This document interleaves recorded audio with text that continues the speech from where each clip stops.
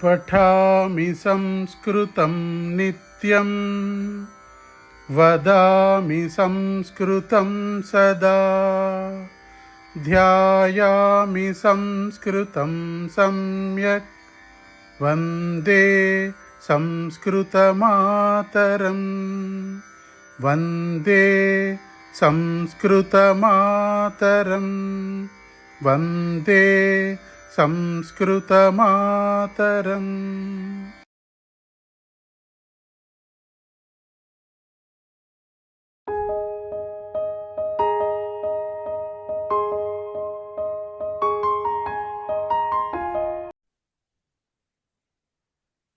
ध्येयमन्त्रः ध्येयमन्त्रः पठामि संस्कृतं नित्यं वदामि संस्कृतं सदा ध्यायामि संस्कृतं सम्यक् वन्दे संस्कृतमातरं संस्कृतस्य प्रसाराय नैजं सर्वं ददाम्यहं संस्कृतस्य सदा भक्तो वन्दे संस्कृतमातरं संस्कृतस्य कृते जीवन् संस्कृतस्य कृते भजन् यजन् आत्मानम् आहुतं मन्ये वन्दे संस्कृतमातरम्। गुरुभ्यो नमः। नमस्कारः, ధన్యవాదः. సో మూడవ పాఠం చెప్పుకుందాము. మూడవ పాఠము నేను పంపించాను, గ్రూప్ లో పంపించాను. మూడవ పాఠము చూసుకోండి. ఒకవేళ టెక్స్ట్ బుక్స్ లేని వాళ్ళు గ్రూప్ లో పీడిఎఫ్ పంపించాను, దాన్ని చూసుకుని ఫాలో అవ్వండి. అదర్వైజ్ నేను స్టార్ట్ చేస్తున్నాను లెసన్. ఎస్. సూక్తిః సోత్సాహానాం నాస్త్యసాధ్యం నరాణాం. సోత్సాహానాం నాస్తి అసాధ్యం నరాణాం అంటే ఇక్కడ స్ప్లిట్ ఎలా చెప్పుకోవాలి అంటే పద విభాగము నాస్తి అసాధ్యం అని అక్కడ కలిపింది ఉంది. సో నాస్తి అసాధ్యం. సోత్సాహానాం నాస్తి అసాధ్యం నరాణాం అంటే ఏమిటి అర్థం? సోత్సాహానాం నరాణాం, సోత్సాహానాం అంటే ఉత్సాహవంతులైన వారు. ఉత్సాహానాం సోత్సాహానాం అవుతుంది. అంటే ఉత్సాహం కలిగిన వాళ్ళు, ఆ పట్టుదల ఉన్నవాళ్ళు, చెయ్యాలనే ఒక రకమైనటువంటి ఇంట్రెస్ట్, ఆసక్తి ఉన్నవాళ్ళు, వీళ్ళందరూ ఉత్సాహవంతులు. సో ఉత్సాహం కలిగినటువంటి నరాణాం మనుష్యులకు అసాధ్యం నాస్తి, సాధింపరానిది ఏది లేదు, సాధింప శక్యము కానిది ఏది లేదు. అంటే వాళ్ళు ఏదైనా సాధించగలరు నిజంగా ఉత్సాహం చేయాలనే కోరిక, పట్టుదల ఉంటే అనేది దానికి అర్థం. అంతకు మించి అక్కడ కష్టమైనవి ఏవీ లేవు పదాలు. రైట్. ఇకపోతే ఇవాళ గ్రామర్ చెప్పుకుంటున్నది మనము కొత్త పదాలు చెప్పుకుంటాం. కొత్త రకంగా ఉంటాయి చూడటానికి అవి చెప్పుకుంటాం. ఎందుకు కొత్త పదాలుగా ఉంటున్నాయి అవి అంటే, మనము క్రియాపదాలు ఇప్పటి వరకు దాదాపు ఒక 50 దాకా చూసుంటాం క్రియాపదాలు. రైట్. ఏకవచనంలో, బహువచనంలో, ద్వివచనం కూడా మనం చెప్పుకున్నాం. పఠతి, పఠతః, పఠంతి, పఠసి, పఠథః, పఠథ, పఠామి, పఠావః, పఠామః అనుకుంటూ ప్రథమ పురుష, మధ్యమ పురుష, ఉత్తమ పురుష, ఏక ద్వి బహువచనాల్లో 9 రూపాయల చొప్పున ఒక్కొక్క ధాతువుకి సుమారుగా ఎన్ని క్రియాపదాలు, అన్నిటికీ వాళ్ళు ఇవ్వకపోయినా మనకి ఎన్ని ఉంటాయో అన్నిటికీ వాళ్ళు, అంటే ఆ 2 పాఠాల్లో ఎదురైనటువంటి వెర్బ్స్ అన్నిటికీ కూడా మనము చెప్పుకోవచ్చు. రైట్. సో ఇప్పుడు ఇవి చెప్పుకునేటప్పుడు ఒక మాట వాడుకున్నాం. క్రియాపదాలకి మూల రూపం అనేది ఒకటి ఉంటుంది, అలాగే నామపదాలకు కూడా మూల రూపం ఒకటి ఉంటుంది అనుకున్నాం. నామపదాలు అంటే క్రియాపదాలు కానివి, సర్వనామాలు కావచ్చు, మామూలుగా నౌన్స్ కావచ్చు, ఏదైనా కావచ్చు, నామవాచకాలు, సర్వనామాలు అన్నీ కూడా.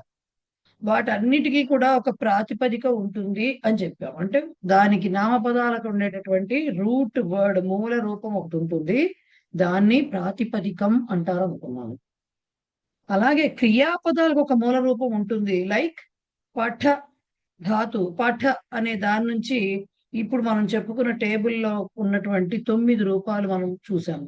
అంటే ఒక మూల రూపం నుంచి 9 రకాల రూపాలు, డిపెండింగ్ ఆన్ ఏ పురుష, ఏ వచనము, దాని మీద డిపెండ్ అయ్యి 9 రూపాలు మనం చెప్పుకున్నాం. ఒక్క దాని నుంచే 9 వచ్చినాయి. రైట్. ఆ ఒక్క రూపాన్ని ఫస్ట్ ఆ మూల రూపాన్ని క్రియాపదాలకి మూల రూపాన్ని ఏం చెప్పుకున్నాము? ధాతువు అంటారు అని చెప్పుకున్నాం. ధాతువు. ఓకే. ఈ సంస్కృతంలో ఈ ధాతువు అనే పదం ఏదైతే ఉందో చాలా వాస్ట్, చాలా విశాలమైనది. అంటే ఆ ధాతువు అనే పదము ఇప్పుడు మీకు ఓన్లీ ఒక ధాతువుకి కేవలం 9 రూపాయలు చెప్పి నేనేమన్నాను? అలా 4 టేబుల్స్ మొత్తం నేర్చుకోవాలి అన్నాను. అంటే ఎన్ని వచ్చినట్టు రూపాలు? ఒక్కో దానికి 9 చొప్పున 4 9 36 ప్రవేశంలోనే చదువుకుంటారు. అంటే ఈ లెవెల్లో, పై లెవెల్లో ఇంకొక రకం చదువుతారు. రైట్. సో ఈ ధాతువుకి అంటే ఎన్ని రకాల రూపాలు వస్తాయో ఒక ధాతువు నుంచి ఆలోచించండి. ఈ ధాతువులు మళ్ళీ ఫస్ట్ అసలు ధాతువులు కేటగరైజ్ చేయటం కూడా విభజించారు వాటిని. ధాతువుల్ని అంటే క్రియాపదం యొక్క మూల రూపాన్ని కూడా 3 రకాలుగా విభజించారు. ముందు అసలు మీకు ఏం చెప్పారు? ఏవేవో క్రియలు ఉంటాయి, వీటికి ఇలా పురుషులు ఉంటాయి, వచనాలు ఉంటాయని కొద్దిగా ఫెమిలియర్ చేశారు మిమ్మల్ని. క్రియాపదం అంటే ఓహో ఇలాంటి మార్పులు వస్తాయి కాబోలు అని. ఇప్పుడు ఏం చెప్తున్నారు? అసలు ధాతువు అంటే క్రియాపదాలకి మూల రూపాలు ఏవైతే ఉంటాయో అవి 3 రకాలుగా విభజించారు అని చెప్తున్నారు. ఏమిటా 3 రకాలు అంటే ఫస్ట్‌ది పరస్మై పది అంటారు. ఒకటి. రెండవ దాన్ని ఆత్మనేపది అంటారు. ఆత్మనేపది అంటారు. మూడవది ఉభయపది అంటారు. పరస్మైపది, ఆత్మనేపది, ఉభయపది అంటారు. ఏమిటండి ఈ తేడా ఎందుకు వచ్చింది ధాతువుల్లో అంటే మనకి పాణిని గారు గ్రామర్ రాశారు. ఆ గ్రామర్ నే మనము అష్టాధ్యాయి అని రాశారు ఆయన. దాన్నే మనము ఫాలో అవుతూ ఉంటారు ఇప్పుడు మోస్ట్ ఆఫ్ ద అంటే దాంట్లో ఎన్ని ఏమంటారు డిఫరెన్స్ ఆఫ్ ఒపీనియన్స్ ఉన్నా కూడా స్టాండర్డ్ గా ఉన్న గ్రామర్ అష్టాధ్యాయి గ్రామర్. దాని నుంచే అందరం ఫాలో అవుతూ ఉంటాం. సో ఆయన చాలా విస్తృతంగా పర్యటించి మొత్తం ప్రపంచమో దేశమో మొత్తాలు పర్యటించి మనకి వాడుక భాషలు కొన్ని ఉంటాయి కదా. అంటే మన ప్రాంతంలో తెలుగు మాట్లాడినట్టే, ఒక ప్రాంతంలో గుజరాతీ మాట్లాడినట్టే, ఒక ప్రాంతంలో మలయాళం మాట్లాడినట్టే, ఇట్లా మళ్ళీ తెలుగులో కూడా మనకి మాండలికాలు వేరే వస్తాయి యాసలు. సో ఈ మాటల్లో ఇలా చాలా స్టడీ చేసి చేసి చేసి ఆయన కొన్ని ధాతువులు వచ్చి అసలు ఆల్రెడీ సంస్కృతం అన్నిటికీ మాతృక. ఆ సంస్కృత గ్రామర్ ను కూడా కరెక్ట్ గా ఒక ఫార్ములేట్ చేశారు అన్నమాట. మొత్తంగా ఒక పద్ధతి ప్రకారంగా ఒక సిస్టమాటిక్ గా డివైడ్ చేశారు. సో దాంట్లో ఏమైంది అంటే ఈ ధాతువుల్ని బాబు ఇలా కాదు, కొన్ని ఏమో ఇలా పలుకుతున్నారు, కొన్ని చోట్ల ఇలా మాట్లాడుతున్నారు అని మాక్సిమం గా ఏది ఫాలో అవుతున్నారు అనే దాని మీద ఈయన డివైడ్ చేయడం జరిగింది. ఈ పరస్మైపది, ఆత్మనేపది, ఉభయపది అని ఉంటాయి. పరస్మైపది అంటే ఏమిటి అంటే ఇప్పటి వరకు మీరు చదువుకున్న రూపాలు. అంటే అన్ని చూడండి. పఠతి, లిఖతి, ఖాదతి, పిబతి, ఓకే, హసతి, ధావతి, అటతి, జిఘ్రతి, ఇట్లాగా అన్ని వచ్చినాయి కదా మీకు. అంటే అన్నిట్లో ఎండింగ్ ప్రథమ పురుష ఏకవచనంలో ఎండింగ్ ఎలా ఉంది? తి తోటి ఎండ్ అవుతుంది. రైట్. పఠతి, లిఖతి, ఖాదతి, ధావతి, పిబతి, హసతి, గచ్చతి, ఇవన్నీ కూడా తో ఎండ్ అవుతున్నాయి. ఏవైతే తో ఎండ్ అవుతున్నాయో అంటే ప్రథమ పురుష ఏకవచనంలో ఏవైతే తో ఎండ్ అవుతున్నాయో వాటిని పరస్మైపది క్రియాపదాలు అంటారు. ఆ ధాతువుని పరస్మైపది ధాతువు అంటారు. ఆ ధాతువుని అంటే ఇప్పుడు పఠ, గచ్చ, ధావ్, పిబ్ ఇలాంటివైతే ఏవైతే మూల రూపాలు ఉంటాయో వాటిని పరస్మైపది ధాతువు అంటారు. వాటి ధాతవ అంటారు బహువచనం. అలా కాదు, ఇప్పుడు ఈ లెసన్ లో మీకు వేరే టైప్ ఆఫ్ క్రియాపదాలు చెప్తారు. అవన్నీ ప్రథమ పురుష ఏకవచనంలో తేతో ఎండ్ అవుతూ ఉంటాయి. తేతో ఎండ్ అవుతాయి. ఇంతవరకు తీతోనే పఠతి, పఠంతి అంతవరకే వచ్చాయి మీకు అన్ని తీతో ఎండ్ అవుతూ వచ్చాయి. ఇప్పుడు వచ్చే క్రియాపదాలు తేతో ఎండ్ అవుతూ ఉంటాయి. ఎగ్జాంపుల్ వందతే, శోభతే, శ్లాఘతే, క్షమతే, సేవతే, ఇలాగా తేతో ఎండ్ అవుతూ వస్తాయి అవి. అలా తేతో ఎండ్ అయ్యే క్రియాపదాలని ఆత్మనేపది క్రియాపదాలు అంటారు. ఆ ధాతువుల్ని ఆత్మనేపది ధాతవ అంటారు. వాటికి కూడా ధాతువులు ఉంటాయి. క్రియాపదం వచ్చిందంటే మూల రూపాలు ఖచ్చితంగా ఉంటాయి. సో ఆ ధాతువుల్ని ఆత్మనేపది అంటారు. ఇక కొన్ని ఉంటాయి ఉభయపది. The name itself says అవి రెండిట్లోనూ ఉంటాయి. రెండు రకాల రూపాలు ఉంటాయి. అంటే తీతోనూ ఎండ్ అవుతూ ఉంటాయి, తేతోనూ ఎండ్ అవుతూ ఉంటాయి. అవి రెండు రకాలుగానే ఉంటాయి. దానికి ఎగ్జాంపుల్స్ ఏంటంటే కరోతి. ఇప్పటివరకు కరోతి అనే మాట చాలా సార్లు విన్నారు కదా మీరు. కరోతి అనేది దానికి కరోతి తి ఆ క్రూ ధాతువు ఏదైతే క్రూ ధాతువు అంటారు దాన్ని. సో క్రూ ధాతువుకి అది పరస్మైపది అయితే కరోతి రూపం వస్తుంది. ఆత్మనేపదిలో కురుతే అనే రూపం వస్తుంది. రెండూ ఉన్నాయి. పరస్మైపది రూపం ఉంది, ఆత్మనేపది రూపం ఉంది. అలాగే యాచతి, యాచ్ అనే ధాతువు ఉంది. అంటే అడగటం, యాచన చేయడం అంటామే అదనమాట. సో యాచ్ ఆ ధాతువు కూడా యాచతి ఉంటుంది, యాచతే ఉంటుంది. రెండు ఉంటాయి. రెండు రూపాలు ఉంటాయి. అంటే అటు పరస్మైపది రూపం ఉంటుంది, ఇటు ఆత్మనేపది రూపం కూడా ఉంటుంది. ఇంకో ధాతువు ఇంకొక చాలా ఉన్నాయి అలాంటివి, మీకు ఒక రెండు మూడే చెప్పారనమాట. ఇంకొక ధాతువు అంబా పచతి అని చదువుకున్నారు కదా మీరు. పచతి ధాతువు, ఆ ధాతువు కూడా పచతి పచతే రెండు రూపాలు ఉన్నాయి.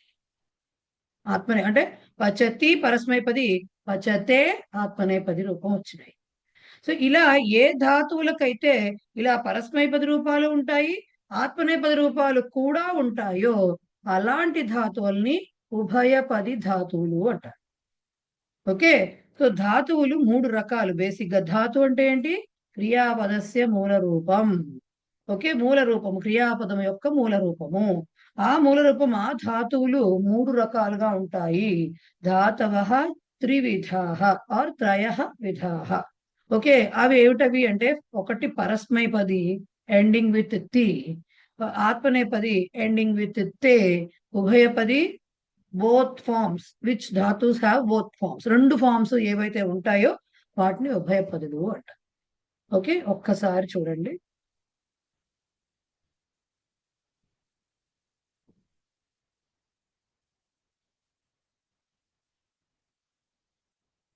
క్రియాపదాన్ని వెర్బ్స్. ఇప్పుడు క్రియాపదస్య మూల రూపం, the root word of the verb, it is called ధాతుహు ఏకవచనంలో అయితే.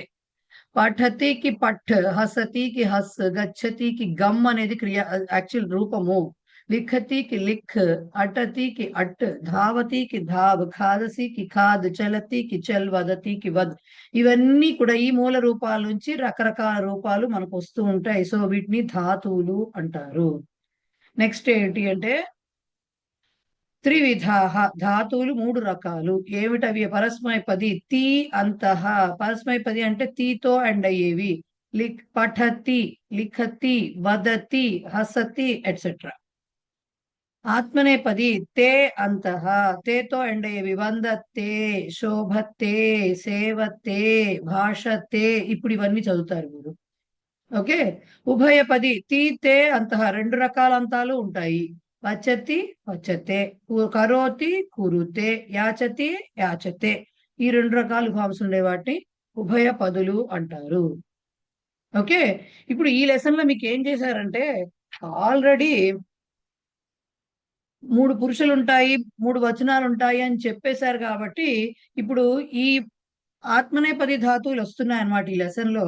ఆత్మనేపది క్రియాపదాలకు సంబంధించిన మొత్తం ప్రథమ, మధ్యమ, ఉత్తమ పురుషుల్లో ఏక బహువచనాలన్నీ ఈ లెసన్ లోనే ఇచ్చేశారు. సో ఎప్పుడైతే పఠతికి పఠతి, పఠతః, పఠంతి, పఠసి, పఠతః, పఠత, పఠామి, పఠావః, పఠామః అనే టేబుల్ వచ్చిందో ఈ ఆత్మనేపది క్రియాపదాలకు కూడా అలాంటి టేబుల్ ఒకటి వస్తుంది. అది ఎలా ఉంటుంది అంటే ఇలా ఉంటుంది. ఇలా ఉంటుంది. వందతే, వందేతే, వందంతే, వందసే, వందేథే, వందధ్వే, వందే, వందావహే, వందామహే. సేమ్ పురుషులు ప్రథమ పురుషులు వందతే, వందేతే, వందంతే. మధ్యమ పురుషులు వందసే, వందేథే, వందధ్వే. ఉత్తమ పురుషులు వందే, వందావహే, వందామహే. ఇది పఠతి పఠత అదంతా ప్రెసెంట్ టెన్స్ అయినట్టే ఇది కూడా ప్రెసెంట్ టెన్సే. అది పరస్మైపదికి ప్రెసెంట్ టెన్స్, ఇది ఆత్మనేపదికి ప్రెసెంట్ టెన్స్. ఉభయపదులకి పచతి తీసుకుంటే పఠతి లాగా రూపాలు వస్తాయి, పచతే తీసుకుంటే వందతే దీనిలాగా రూపాలు వస్తాయి. సో అక్కడ పఠధాతువుకి ఆ టేబుల్ ఫస్ట్ బై హార్ట్ రావాలి. ఇక్కడ 100 ధాతువుకి ఈ టేబుల్ ఫస్ట్ బై హార్ట్ చేయాలి. ఎందుకంటే ఇక ఏది తీసుకున్నా ఇదేం మీద పెట్టుకుని రాసుకుంటాం. శ్లాఘతే అంటే మళ్ళీ వరుస పెట్టి రాస్తాం. శ్లాఘతే, శ్లాఘేతే, శ్లాఘంతే, శ్లాఘసే, శ్లాఘేతే, శ్లాఘద్వే, శ్లాఘే, శ్లాఘావహే, శ్లాఘ, సేవతే, సేవేతే, సేవంతే, సేవసే, సేవేసే, సేవద్వే, సేవే, సేవావహే, సేవ. ఏ ఉభయ పదులు ఉన్న వాటిని మాత్రమే 2 రకాలుగా రాయొచ్చు కానీ వందతేని వందతి అని రాయకూడదు. బ్లండర్ అది. అలాగే వందంతేని వందంతి అని రాయకూడదు. తప్పు, చాలా పెద్ద తప్పు అది. సో ఆ క్రియాపదాలు ఏ ధాతువులైతే పరస్మై పదులుగా డిక్లేర్ చేయబడ్డాయో వాటిని పట్టధాతు ప్రకారం రాసుకోవాలి. ఏ ధాతువులైతే ఆత్మనే పదులుగా డిక్లేర్ చేశారో వాటిని 100 ధాతు ప్రకారమే రాసుకోవాలి. ఓకే, అలాగే రాసుకోవాల్సి వస్తుంది. ఇది వర్తమాన కాలంలో అటు పరస్మైపదికి ఒక టేబుల్, ఇటు ఆత్మనేపదికి ఒక టేబుల్ వచ్చింది. అలా భూతకాలంలో భవిష్యత్ కాలంలో ఇంకొకటి ఆజ్ఞా ప్రేరణ అనే ఒక స్పెసిఫిక్ కాంటెక్స్ట్ ఉంటుంది. దాంట్లోకి ఇంకో 3 టేబుల్స్, దానికో 3 దీనికో 3 వస్తాయి. అంటే దానికో 3 అంటే దానికి సంబంధించిన ధాతువులకి దీనికి సంబంధించిన ధాతువు. సో ఈ టేబుల్స్ ఎప్పుడు కూడా పోస్ట్ పోన్ చేయకండి. ఇవి నేర్చుకోవాలి. నేర్చుకుంటేనే మీ వాక్య ప్రయోగం అనేది చేయగలరు. ఓకేనా? సో ఇది బేసిక్ గా ఇది 100 ధాతువు. అంటే ఆత్మనేపది రూపాలు ఇలా ఉంటాయన్నమాట. ఇప్పుడు వీళ్ళు ఏం చేస్తున్నారంటే వాక్యాల్లో ఎలా ఉపయోగించారు, ఏ క్రియాపదాలు వస్తున్నాయి, దానికి అర్థాలు ఏమిటి చెప్పుకుంటూ వెళ్దాం 1 by 1. వృక్ష కంపతే. కంపతే వృక్షము, చెట్టు కదులుతున్నది, ఊగుతున్నది. వణుకు, కంపనం అంటే వణుకు రావచ్చు, ఊగు రావచ్చు, ఏదైనా రావచ్చు, కదలడం రావచ్చు, ఏదైనా రావచ్చు. సందర్భానుసారంగా దానికి అర్థం చెప్పుకోండి.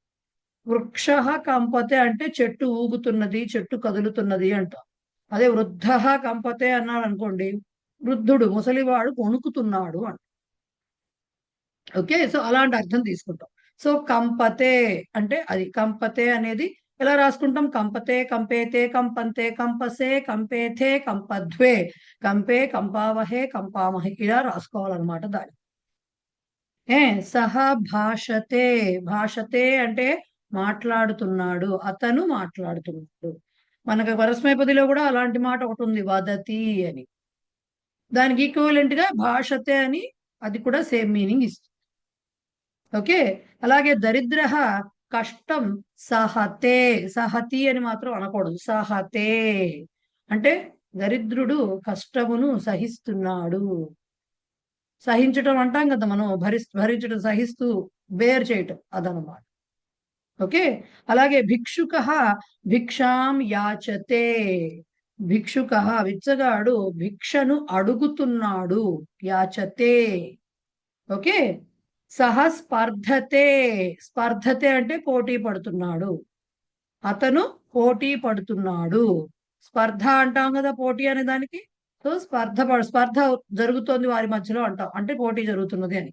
సో స్పర్ధతే వెర్బ్ కిందే ఉంది మనకి సంస్కృతిలో, పోటీ పడుతున్నాడు. బాలః ఆలోకతే చూస్తున్నాడు, బాలుడు చూస్తున్నాడు. మనకు అక్కడ పశ్యతి అని వచ్చింది వెర్బ్, అది చూడటమే. ఈక్షతే అని ఉంది ఇంకొక వెర్బ్, అది కూడా చూడటమే. ఆలోకతే అని ఉంది, అది కూడా చూడటమే. ఓకే, ఆలోకతే చూస్తున్నాడు. అలాగే ఆచార్య ఛాత్రాన్ క్షమతే. క్షమతే అంటే క్షమిస్తున్నాడు. ఆచార్యుడు విద్యార్థులను క్షమిస్తున్నాడు, క్షమతే. కీట సస్యం బాధతే. కీట అంటే మన పెస్ ఉంటాయి కదా, క్రిమి కీటకాలు అంటాం కదా, కీటకం. అది సస్యం అంటే పొలాన్ని, ఓకే, దాన్ని పంట ఏదైనా కావచ్చు, దాన్ని బాధ పెడుతుంది. పంటకి చీడపీడలు రావడం సహజం కదా, అదనమాట. దాన్ని బాధతే, బాధ పెడుతున్నది. మహిళ లజ్జతే. లజ్జ అంటే అర్థం ఏంటి? సిగ్గు. సో మహిళ సిగ్గుపడుతున్నది, మహిళ లజ్జతే. బాలక యతతే. యతతే అంటే యత్నము, ప్రయత్నము, ఈ మాటలు విన్నారు కదా. యతతే అంటే ప్రయత్నిస్తున్నాడు. ఎవరు? బాలక, బాలకుడు ప్రయత్నిస్తున్నాడు. అధ్యాపక శ్లాఘతే. శ్లాఘించారు అంటే అర్థం ఏంటి? మెచ్చుకున్నారు అని అర్థం. సో అధ్యాపకుడు మెచ్చుకుంటున్నాడు, శ్లాఘతే. ఓకే, శ్లాఘతే.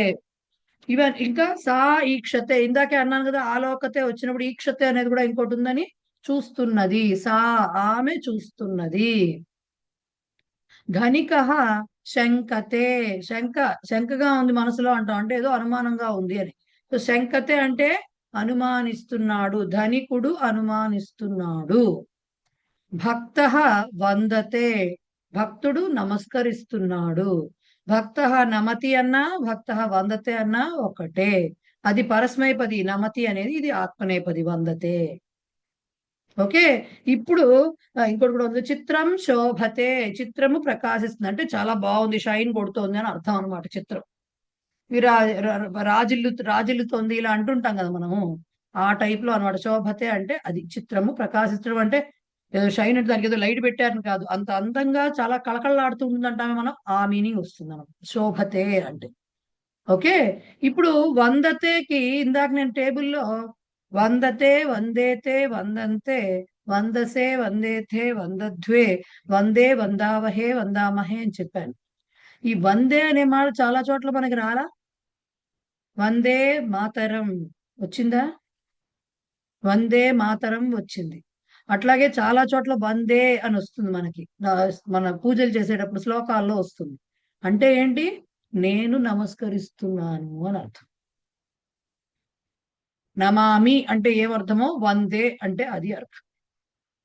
ఓకే. సో ఇది ఆత్మనేపది క్రియాపదాలు. ఇక్కడికి 15 క్రియాపదాలతోటి 15 వాక్యాలు చెప్పారు. ఇప్పుడు బహువచనం కూడా చెప్తున్నారు, దాంట్లో కొన్ని రిపీట్ అవ్వచ్చు క్రియాపదాలు, కొన్ని కొత్త క్రియాపదాలు కావచ్చు. ఓకే, చూద్దాం. సంధ్య గారు ఏంటండి? ఆ, నమో నమః. మీరు ఇది ఆత్మనేపదే పదాన్ని అన్నారు కదా, మనకి ధాతు ఆ ఆత్మనేపదేలో ఉన్నదా, అది లేకపోతే అది ఎలా డిఫరెన్స్ తెలుస్తుంది మనకి? ఆ ప్రస్తుతం ఈ ధాతు ఏ ప్రస్తుతం ప్రస్తుతం ఈ స్టేజ్ లో మాత్రం మీకు ఇక్కడ ఏ ధాతువులు అయితే మీకు ఇస్తున్నారో పుస్తకంలో, దాన్ని గుర్తు పెట్టుకుని అది ఆత్మనేపది అని చెప్పడమేనండి. ప్రస్తుతానికి అది అంటే మీకు డీప్ గా ముందు చూడంగానే ఆత్మనేపద ధాతువుని చూడంగానే ఆత్మనేపద పరస్మైపద చెప్పడం అనేది మాత్రం ఈ స్టేజ్ లో కాదు, ఇంకొంచెం ముందుకు వెళ్ళినా కూడా కష్టమే. మొత్తం కంప్లీట్ గ్రామర్ చదివినప్పుడు వాళ్ళు బట్టి వేయించే కొన్ని సూత్రాల వల్ల కొంతవరకు తెలుస్తుంది, కానీ ఇదంతా ప్రాక్టీస్ తో రావాల్సిందే. బట్ క్రియాపదంగా ఇలా వాక్య రూపంలో ఇచ్చినప్పుడు మాత్రం ఈ తే అలా ఎండింగ్లు చూసుకుంటే, తేనో ఆ టేబుల్లో మధ్యమ పురుషు వస్తే సేనో, దాన్ని చూసుకుంటే అది ఆత్మనేపది ధాతువు అని నిర్ధారణ చేసుకోవచ్చు. బట్ అట్ దిస్ మూమెంట్, ఈ మూమెంట్ కదా నేను చెప్తున్నాను కదా, కోవిద అవని ఎంఏ అవని అయినా కూడా ధాతువుని చూడంగానే, ఓన్లీ ధాతు రూపం, నాట్ క్రియాపద రూపం, ధాతువుని చూడంగానే ఇది మీకు ఆత్మనేపది, ఇది పరస్మైపది అని మీరు చెప్పలేరు. అది ప్రాక్టీస్ తోటి కొన్ని ధాతులు. ఇప్పుడు మీకు ఫస్ట్ 2 లెసన్స్ లో ఒక 50 క్రియాపదాలు వచ్చాయి కదా, సుమారుగా 50 దాకా వచ్చేసాయి.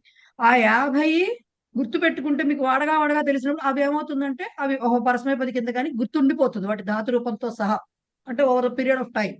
అలాగే ఆత్మనేపది కూడా. అంతేకాని ర్యాండమ్ గా మీకు తెలియని ధాతు రూపం ఇచ్చి ఇది ఏమిటి అని అడిగితే మాత్రం చెప్పడం కష్టం. Okay, right. సో ధన్యవాదాలు.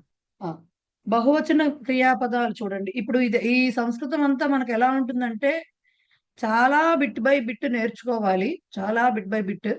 అండ్ ఇక్కడ మీకు పుస్తకాల్లో ఇచ్చేది బాగా అప్పర్ లేయర్, అంటే చాలా పైన మాత్రమే ఓవర్ యూసే ఇస్తారు. మీరు కోవిద వరకు చదివినా కూడా కొంచెం తెలుస్తుంది, కొంచెం రాయగలరు, కొద్దిగా ప్రాక్టీస్ చేస్తే వాక్యాలు రాయగలరు, కానీ మొత్తంగా తెలుసుకోవడం అనేది మాత్రం అసాధ్యం.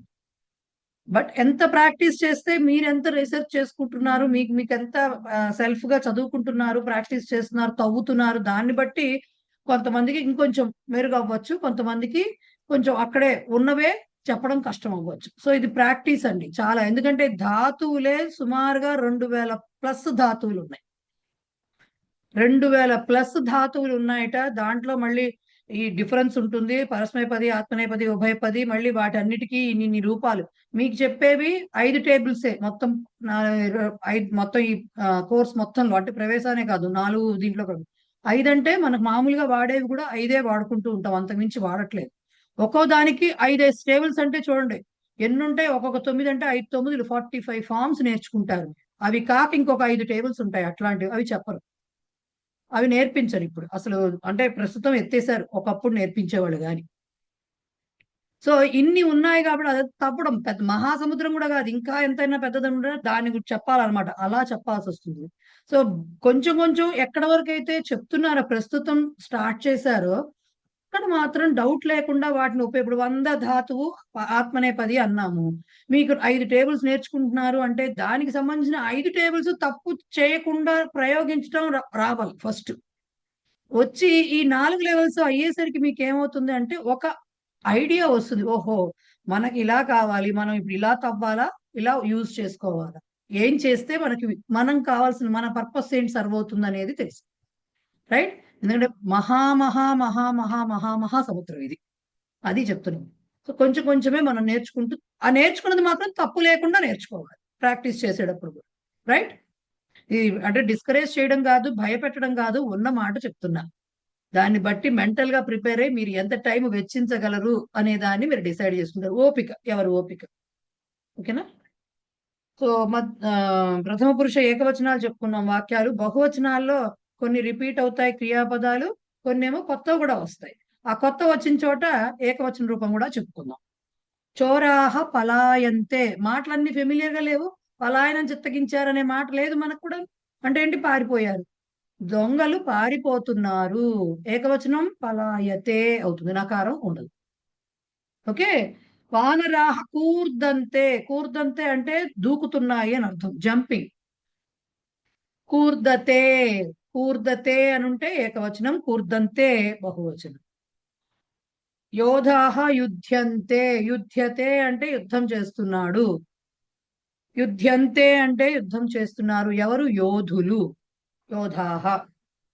సేవకాహ సేవంతే, సేవకులు సేవిస్తున్నారు. సేవతే ఏకవచనం, సేవంతే బహువచనం. జనాహ విస్మయంతే, ఆశ్చర్యపోతుంది, విస్మయం చెందారు అనే మాట మాట్లాడతాము మనము. సో విస్మయంతే అంటే ఆశ్చర్యపోతున్నారు. ఎవరు? జనాహ, జనులు. విస్మయతే అంటే ఏకవచనం వస్తుంది.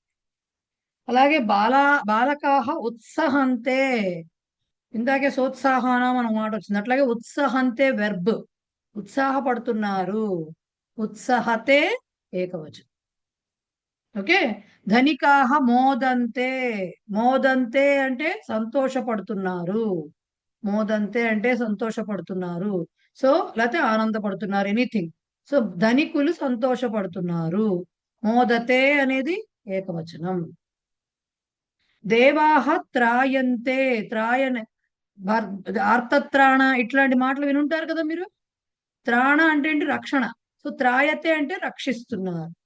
త్రాయంతే దేవతలు రక్షిస్తున్నారు అంటే త్రాయతే ఏకవచనం అవుతుంది, త్రాయంతే బహువచనం అవుతుంది. పర్ణాని ప్లవంతే, ప్లవం అంటే ఏంటి? ప్లవతే అంటే అర్థం ఏంటంటే తేలటం, ఇట్లా పైకి పైకి ఈ తేలికగా ఉన్న వస్తువులు పైకి పైకి ఇదవుతుంటాయి చూసారు, అదనమాట. ప్లవంతే అంటే ప్లవతే, ప్లవంతే తేలియాట్. పర్ణాని అంటే ఆకులు. అలాగే మహిళాహ వ్యథంతే, వ్యథ చెందుతున్నారు, ఈ మాట వినుంటారు. వ్యథ చెందడం అంటే బాధపడటం, వ్యథంతే బాధపడుతున్నారు. ఓకే. మహిళాహ ఆడవారు, స్త్రీలు బాధపడుతున్నారు. వ్యథతే ఏకవచనం వస్తుంది. భిక్షుకాహ భిక్షంతే, భిక్షకులు బిచ్చమెత్తుతున్నారు. అడుగుతున్నారు అనేది యాచంతే. భిక్షంతే అంటే బిచ్చమెత్తుతున్నారు అనే డైరెక్ట్ మాట వెర్బ్ ఉందన్నమాట. సో భిక్షతే అనేది ఏకవచనం, భిక్షంతే బహువచనం. అలాగే నక్షత్రాణి ప్రకాశంతే, నక్షత్రములు ప్రకాశిస్తున్నవి. ప్రకాశతే ఏకవచనం, ప్రకాశంతే బహువచనం. ఓకే. అధ్యాపకాహ పరీక్షంతే, పరీక్షిస్తున్నారు, అదే పరీక్షంతే. టీచర్లు అంటే అధ్యాపకులు పరీక్షిస్తున్నారు. పరీక్షతే ఏకవచనం అవుతుంది. అలాగే నిర్ధనాహ ఖిద్యంతే, ఖిద్యంతే అన్నా కూడా అంతే, దుఃఖపడటం, బాధపడడం, దుఃఖించటం, ఖిద్యతే అంటే. సో పేదవారు, నిర్ధనులు అంటే ధనం లేని వారు, అంటే పేదవారు దుఃఖిస్తున్నారు అంటే బాధపడుతున్నారు, అది కూడా ఒక రకంగా. ఖిద్యతే, ఖిద్యంతే ఏక బహువచనాలు. సస్యాని వర్ధంతే, పంటలు పెరుగుతున్నాయి. వర్ధంతే, వర్ధతే, వర్ధంతే. ఓకే. దినదిన ప్రవర్ధమాన ఉగాక అనే మాటలు వినుంటారు కదా. అంటే ఏంటి? పెరగడం, దినదిన అభివృద్ధి చెందడం, దాన్నే ప్రవర్ధమానం. సో వర్ధంతే, వర్ధ వర్ధతే ఏకవచనం, వర్ధంతే. ఇవి రెండు మనకి ఏం చెప్పారు ఇప్పుడు? ప్రథమ పురుషుల ఆత్మనేపదిలో ప్రథమ పురుషలో ఏక బహువచనాలు చెప్పారు. రైట్. అలా మధ్యమ పురుషలో ఏక బహువచనాలు, ఉత్తమ పురుషలో ఏక బహువచనాలు కూడా ఈ లెసన్ లోనే చెప్పారు. మధ్యమ పురుషులు అన్నిటికీ ఏమొస్తాయి? త్వం అని వస్తుంది, ఆర్ యుఎం వస్తుంది బహువచనం అయితే కదా. సో త్వం, శోభసే, ఇందాక శోభతే వచ్చింది, ఇప్పుడు శోభసే. శోభతే, శోభంతే, శోభసే, శోభధ్వే వస్తుంది. ఓకే. శోభసే, నీవు ప్రకాశిస్తున్నావు, అలా అంటే మంచిగా అందంగా కనిపిస్తున్నావు, కళకళలాడుతున్నావు, ఆ మీనింగ్ వస్తుంది. భాషసే, భాషతే వచ్చింది ఇందాక, ఇప్పుడు భాషసే వస్తుంది. భాషతే, భాషంతే, భాషసే, మాట్లాడుతున్నావు. వందసే, నమస్కరిస్తున్నావు. లజ్జసే, సిగ్గుపడుతున్నావు. సహసే, సహిస్తున్నావు. శ్లాఘసే, మెచ్చుకుంటున్నావు. యతసే, మెచ్చుకోవడం పొగడ్డం, రెండు ఒకటే మీనింగ్ కదా, పొగుడుతున్నావు ఏదైనా కానీ. యతసే, ప్రయత్నిస్తున్నావు. క్షమసే, క్షమిస్తున్నావు. అలాగే కంపసే, వణుకుతున్నావు. ఇక్కడ కదలడం కాదు, ఇక్కడ వణకడం. ఈక్షసే, చూస్తున్నావు. వీటన్నిటికీ సంబంధించిన క్రియాపదాలు ఏకవచన వాక్యాల్లో ప్రథమ పురుషులో వచ్చినాయి. సో ప్రథమ పురుషు అలా ఉంటుంది, మధ్యమ పురుషులో ఇలా ఉంటుంది.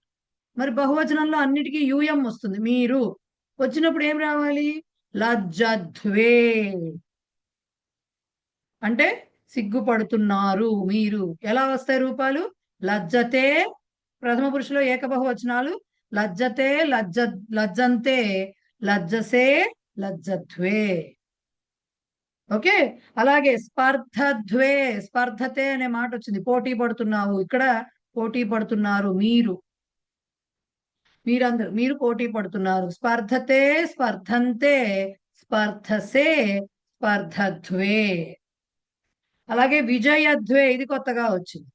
విజయతే గోపాల చూడామణి, వినుంటారు కదా, కస్తూరి తిలకం లలాట ఫలకే శ్లోకంలో చివర్లో.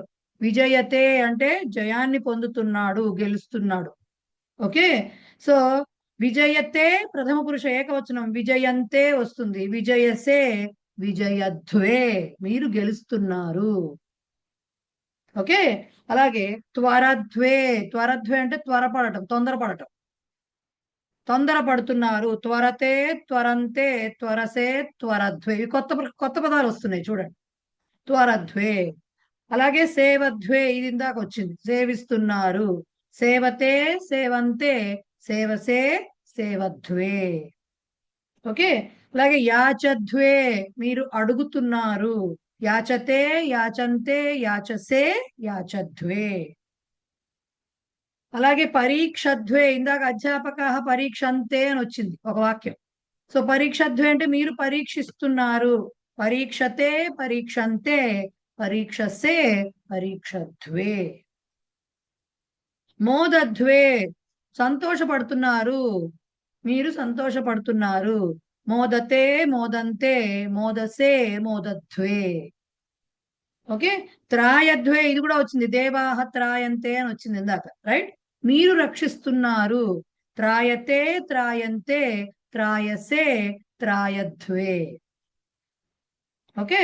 నెక్స్ట్ ఊహధ్వే, ఊహిస్తున్నారు. ఈ మాట కొత్తగా వచ్చింది, మీరు ఊహిస్తున్నారు. ఊహతే, ఊహంతే, ఊహసే, ఊహధ్వే. ఓకే. ఇలా ప్రథమ మధ్యమ పురుషుల్లో ఏక బహువచన వాక్యాలు ఇచ్చేసారు రూపాలతోటి. ఇప్పుడు ఉత్తమ పురుషులో వస్తున్నాయి. దీంట్లో కూడా కొన్ని రిపీట్ అవ్వచ్చు, కొన్ని కొత్తవి రావచ్చు. ఉత్తమ పురుషులో ఏమొస్తాయి? కర్తృపదాలు అహం, వయం, నేను, మేము ఆర్ మనము కదా. ఐ, వి వస్తుంది. సో ముందరవన్నీ అహంతో వస్తాయి. మన్యే అంటే అనుకుంటున్నాను. అహం మన్యే అంటే ఐ థింక్. ఓకే, మన్యే ఎలా వచ్చింది? మన్యతే, మన్యంతే, మన్యసే, మన్యధ్వే, మన్యే వచ్చింది. నెక్స్ట్ది మన్యామహే, నెక్స్ట్ పక్కన వస్తుంది. సో మన్యే, మన్యతే వచ్చింది, అనుకోవడం అనమాట. నేను అనుకుంటున్నాను, ఐ థింక్. ఓకే, అద్య కక్ష్యాయాం జనాః న్యూనాః సంతి ఇది అహం మన్యే అన్నాను అనుకోండి. అర్థం ఏంటి? ఈ రోజు క్లాస్ లో జనాలు తక్కువగా ఉన్నారు అని నేను అనుకుంటున్నాను. అహం మన్యే. ఓకే, సో అది మన్యే. వందే, ఇందాక చెప్పా కదా, నేను నమస్కరిస్తున్నాను. వందతే, వందంతే, వందసే, వందధ్వే, వందే. ఓకే, నేను నమస్కరిస్తున్నాను.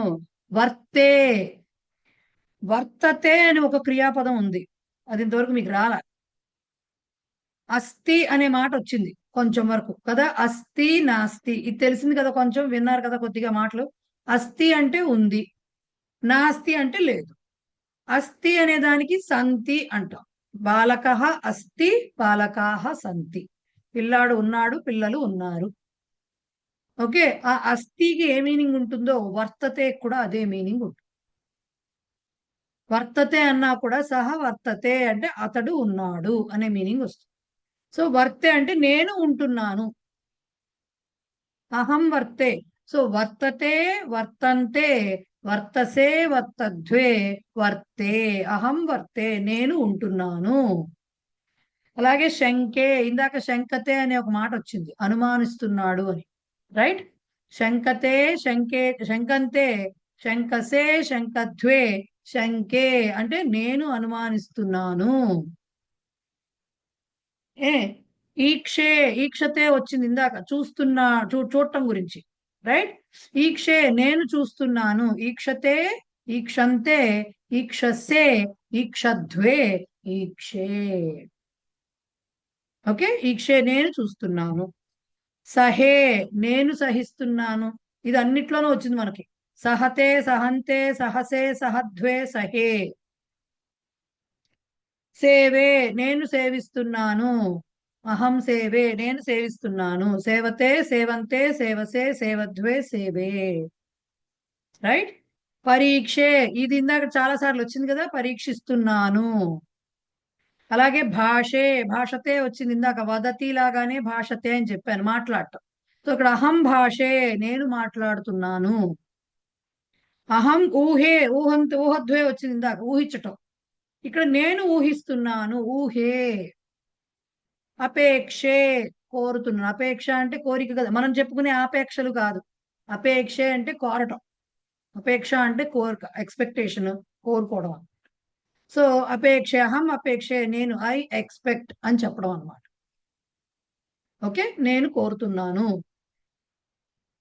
ఇలా ఉత్తమ పురుష ఏకవచన వాక్యాలు. బహువచనంలో ఏమొస్తాయి? కర్తృపదం వయం తోటి వస్తాయి. రూపాలు ఎలా వచ్చాయి?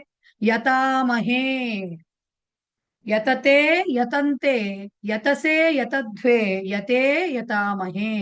మేము ఆర్ మనము ప్రయత్నిస్తున్నాము.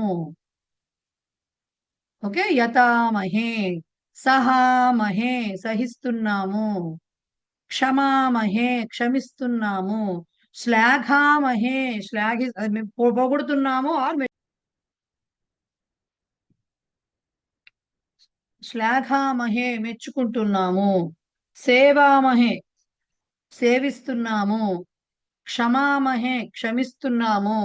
శంకామహే, క్షమామహే అయిపోయింది, శంకామహే అనుమానిస్తున్నాము. ఈక్షామహే చూస్తున్నాము. ఊహామహే ఊహిస్తున్నాము. ఆలోచామహే ఇది కొత్త వెర్బ్. ఆలోచతే అంటే ఆలోచిస్తున్నాను.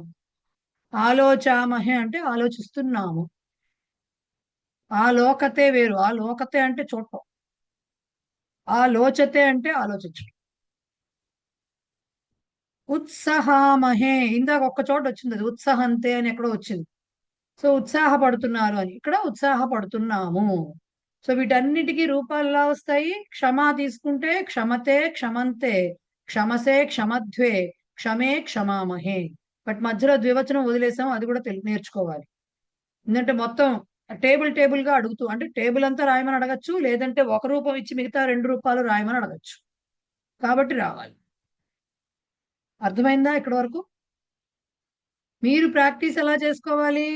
మొత్తం ఇక్కడ ఇచ్చిన వెర్బ్స్ ఎన్ని ఉన్నాయో కరెక్ట్ గా, అంటే ఏదో ఒక రూపంలో తీసుకుని దానికి రిపీట్ అవ్వకుండా దానికి టేబుల్స్ రాసుకుంటే ఒక 5-6 వాటికి రాస్తే మీకు అలవాటు. అంత అలవాటు అయ్యేదాకా వెనకాల మీకు ఈ పేజ్ తర్వాత పక్కన 100 టేబుల్ ఇచ్చారు, అలా చూసుకుని రాస్తే ఏమవుతుందంటే ఫస్ట్ ఒక 5-6 వర్గాలు రాసుకుంటే బాగా అలవాటు అయిపోతాయి అవి. రైట్? అర్థమైందా ఇంతవరకు? వాళ్ళు ఆ తర్వాత ఇచ్చిన ఎక్స్ప్లెనేషన్ అంతా మనం ఇందాక చెప్పుకున్నాం కదా, పరస్మైపది, ఆత్మనేపది, ఉభయపది, దాని రూపాలు, వాటి గురించి అదే మొత్తం ఎక్స్ప్లెనేషన్. అది మనం ముందు చెప్పుకుని అప్పుడు మనం దీనికి వచ్చాం వాక్యాలకి. వాళ్ళు ముందు వాక్యాలు చెప్పి తర్వాత చెప్పారు, అంతే తేడా. క్లియరా అక్కడికి? ఎస్, కృష్ణఫణి చెప్పండి. ఇలా ఈ ఆత్మనేపది అని మనం గుర్తుపెట్టుకోవడానికి ఏదైనా రూల్ లాంటిది ఏదైనా ఉంటుందండి? కంఠస్థం చేసుకోవడమేనండి. ఇప్పుడు ఇది ఫస్ట్ కొత్త లెసన్. కొత్తగా అంటే ఇప్పుడే మీకు ఇంట్రొడ్యూస్ అయ్యాయి కాబట్టి కొత్తగా అనిపిస్తాయి వెర్బ్స్ అన్ని, రైట్? అదే ఈ వెర్బ్స్ కొంచెం నెమ్మదిగా ఎక్సర్సైజ్ చేసి కొంచెం ముందరకు వెళ్ళేసరికి ఇంకా వీటికి రకరకాల టెన్సులు చదివేసరికి ఏమవుతుందంటే క్లియర్ అయిపోతుంది. ఇవి ఆత్మనేపది, ఇవి పరస్మైపది అని ఉన్నంత వరకు, ఇప్పుడు ఇచ్చినంత వరకు దాదాపుగా పుస్తకం అంతా అయ్యేసరికి మీకు కనీసం ఒక 60-70 క్రియాపదాలు వచ్చేస్తాయి.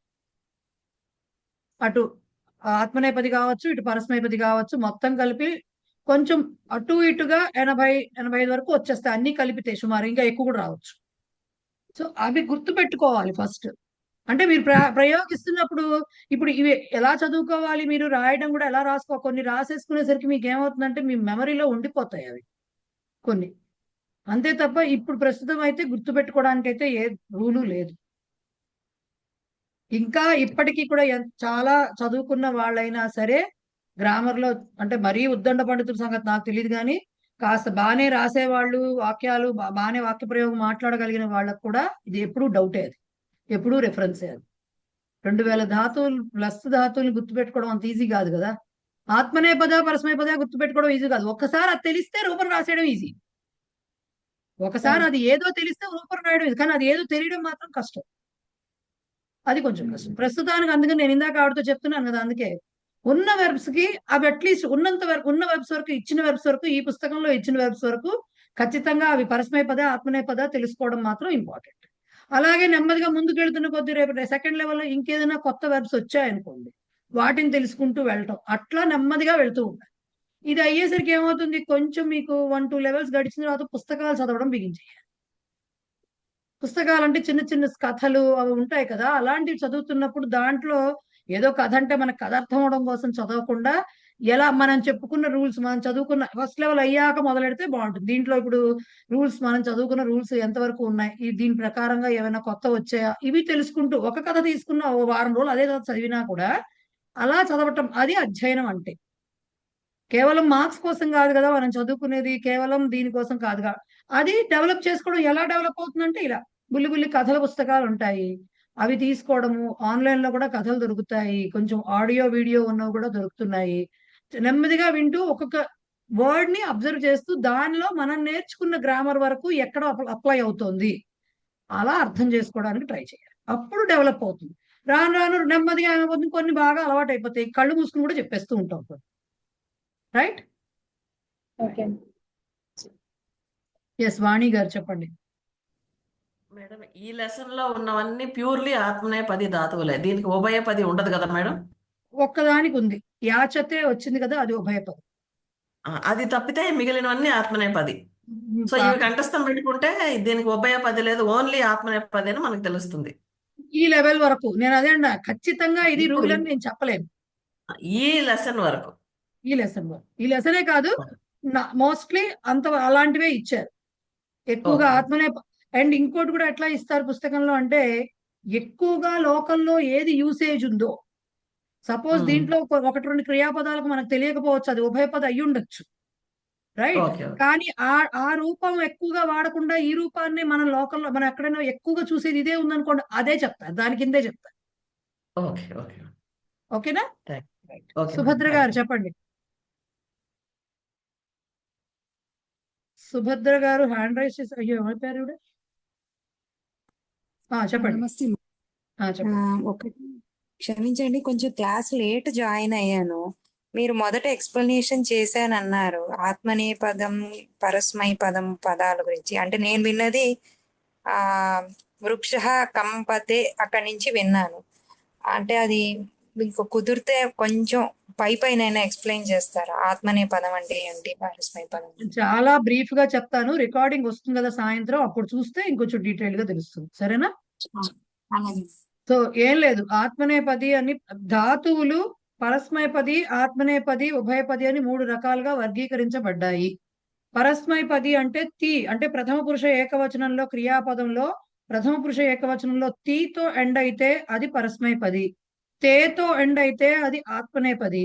కొన్ని ధాతువులకి తి అండ్ తే రెండిటితోనూ ఎండ్ అవుతాయి, వాటిని ఉభయపదులు అంటారు. ఫస్ట్ 2 లెసన్స్ లో మీరు చదువుకున్నవన్నీ పరస్మై పదులు. ఎందుకంటే పఠతి, లిఖతి, ధావతి, హసతి, గచ్చతి, పిబతి ఇవన్నీ కూడా మీకు తీతో ఎండ్ అవుతున్నాయి కాబట్టి అవన్నీ పరస్మై పదులు. ఇప్పుడు మనం చెప్పుకున్న క్రియాపదాలన్నీ కూడా తేతో ఎండ్ అవుతున్నాయి ప్రథమ పురుష ఏకవచనంలో, కాబట్టి ఇవన్నీ ఆత్మనే పదులు. ఉభయ పదులకి ఒక 3 ఎగ్జాంపుల్స్ ఇచ్చారు మీకు. కరోతికి కరోతి ఉంది, క్రూ ధాతువు ఉభయపది. ఎందుకు? కరోతి అనే పరస్మైపది రూపము ఉంది, కురుతే అనే ఆత్మనేపది రూపము ఉంది. అలాగే పచతి అనే పచ ధాతువు, పచతి అనే పరస్మైపది రూపం ఉంది, పచతే అనే ఆత్మనేపది రూపము ఉంది. అలాగే యాచతి అనే పరస్మైపది రూపం ఉంది, యాచతే అనే ఆత్మనేపది రూపం ఉంది. కాబట్టి ఈ 3 ధాతువులు మీకు ఉభయపదులు అని చెప్పి అక్కడి నుంచి వాక్యం స్టార్ట్ చేశాను నేను. ఇంకా డీటెయిల్డ్ గా కావాలంటే మీరు రికార్డింగ్ పెడతాం కదా, రాత్రికి వస్తుంది కదా, అప్పుడు చూడండి. సరేనా? ఆత్మనే పదం అనే ధాతువు అంటే ఏ సందర్భంలో వాడతాం అది నాకు ఉంది. కావాలి. లేదు, సందర్భం ఉంది కానీ ఇప్పుడు చెప్పం. అయితే సరే. ఈ స్టేజ్ అంటే లో మాత్రం పరస్మై అనే దానికి మీనింగ్ ఉంది, ఆత్మనే అనే దానికి మీనింగ్ ఉంది. కానీ ఇప్పుడు జనరల్ గా ఇప్పుడున్న వరల్డ్ లో ఇప్పటి యూసేజ్ లో దాన్ని పాటించట్లేదు కాబట్టి నేను చెప్పను. ఎందుకంటే పుస్తకంలో కూడా ఎక్కడ దాని గురించి మెన్షన్ చేయలేదు కాబట్టి మనం కూడా అప్రస్తుతం, అది మనం చెప్పుకోం, అంతే డిఫరెన్స్. మేబీ కొంచెం ముందుకు వెళ్ళాక ఎప్పుడైనా దానిలో డిఫరెన్స్ ఏమిటి అనేది చిన్న విషయంగా నేను ఎప్పుడైనా చెప్తాను, కానీ డీటెయిల్డ్ గా అయితే చెప్పుకోం మనం దాని గురించి. రైట్? ధన్యవాదాలు మేడం, ధన్యవాదాలు.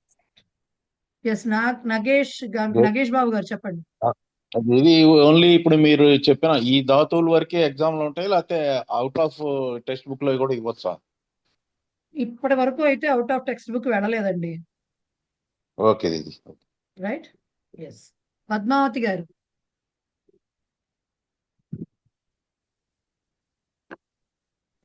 మహోదయ్, ఇది ఇప్పుడు మనం తే ఆర్తి రెండిట్లో ఏది ఇచ్చినా అది ఆత్మనే పద, పరస్మై పద అని గుర్తుపట్టగలుగుతాం సాంస్క్రిట్ లో ఇస్తే. అదే ఒకవేళ తెలుగు ఇచ్చి మన ట్రాన్స్లేట్ చేయమని చెప్పారు అనుకోండి, అప్పుడు అది ఆత్మనేపదిగా మార్చాలా లేకపోతే పరస్మైపదిగా మార్చాలా? అది ఎట్లా తెలుస్తుంది? ఇప్పుడు తెలుగులో మీ ట్రాన్స్లేషన్ వాక్యాలు ఇచ్చి భక్తుడు నమస్కరిస్తున్నాడు అన్నారు అనుకోండి, సపోజ్ ఆ వాక్యాన్ని ట్రాన్స్లేట్ చేయమంటే దట్ ఈస్ యువర్ చాయిస్. అంటే ఎట్లా, మీరు భక్త నమతి అని రాసినా తప్పులేదు, భక్త వందతే అని రాసినా తప్పులేదు, ఎందుకంటే దానికి రెండిట్లోనూ వర్బ్స్ ఉన్నాయి కాబట్టి. బట్ భక్తుడు సేవిస్తున్నాడు లేకపోతే సేవకుడు సేవిస్తున్నాడు అనే వాక్యం ఉందనుకోండి, సేవించడం అనే క్రియ పరస్మైపదిలో లేదు, ఆత్మనేపదిలోనే ఉంది కాబట్టి అది ఆత్మనేపదిలోనే రాయాలి, సేవక సేవతే అనే రాయాలి. అదే అంటున్నా, ఇక్కడ ఇచ్చిన క్రియాపదాలు వాటి అర్థాలు గుర్తుపెట్టుకోవాలి. గుర్తుపెట్టుకున్నప్పుడు ఆ వాక్యం అలా ట్రాన్స్లేట్ చేస్తున్నప్పుడు మీరు దాన్నే వాడతారు. క్షమిస్తున్నాడు అనే మాట ఉంది, క్షమించడం అనేది పరస్మైపదిలో లేదు, ఆత్మనేపదిలోనే ఉంది. తాగుతున్నాడు అని మాట ఇచ్చారు, పిల్లాడు నీరు తాగుతున్నాడు అని ఇచ్చారు, తాగడం అనేది కేవలం ఆ పరస్మైపదిలో ఉంది, ఆత్మనేపదిలో లేదు. సో తాగడాన్ని ఏమంటారు? పిబతి. పిబతి వచ్చిందా, పిబతే వచ్చిందా? సో అది ప్రాక్టీస్ తో వస్తుంది. అందుకని క్రియాపదాలు మీకు ప్రతి వాక్యానికి తెలుగు వాక్యం ఎందుకు ఇస్తున్నారు అక్కడ తెలుగు అర్థము? ఆ క్రియాపదం ఒకటి వాక్యం చూడటం కాదు, ఆ క్రియాపదానికి అర్థం తెలుసుకుని గుర్తుపెట్టు. చిన్నప్పటి నుంచి ముందు అక్కాలు అవన్నీ ఇంగ్లీష్ భాష పోని మొదలు పెడితే ABCDలు అన్ని చెప్పాక A ఫర్ యాపిల్, యాపిల్ అంటే ఇలా ఉండదు, ఇంగ్లీష్ వర్డ్ మీనింగ్స్ చదువుకునే వాళ్ళమా, తెలుగులో రాసుకుని మనం తెలుగు మీడియంలో చదివిన వాళ్ళైతే. రైట్? డూ అంటే ఏమిటి, ఓకే, అంబ్రిల్లా అంటే ఏమిటి అనే తెలుగులో మనం మీనింగ్ రాసుకున్నామా? అది ఉంటేనే కదా మనం రేపు పొద్దున అవునండి. గొడుగు అని ఉపయోగించాల్సిన చోట అంబ్రిల్లా అనే మాట వాడగలము. అలాగే ఇవి నేర్చుకోవాలి కొన్ని, తప్పదు. రైట్? ఓకే, అస్తు భగిని, అస్తు మహోదయ, ధన్యవాదాలు. సంధ్య గారు చెప్పండి.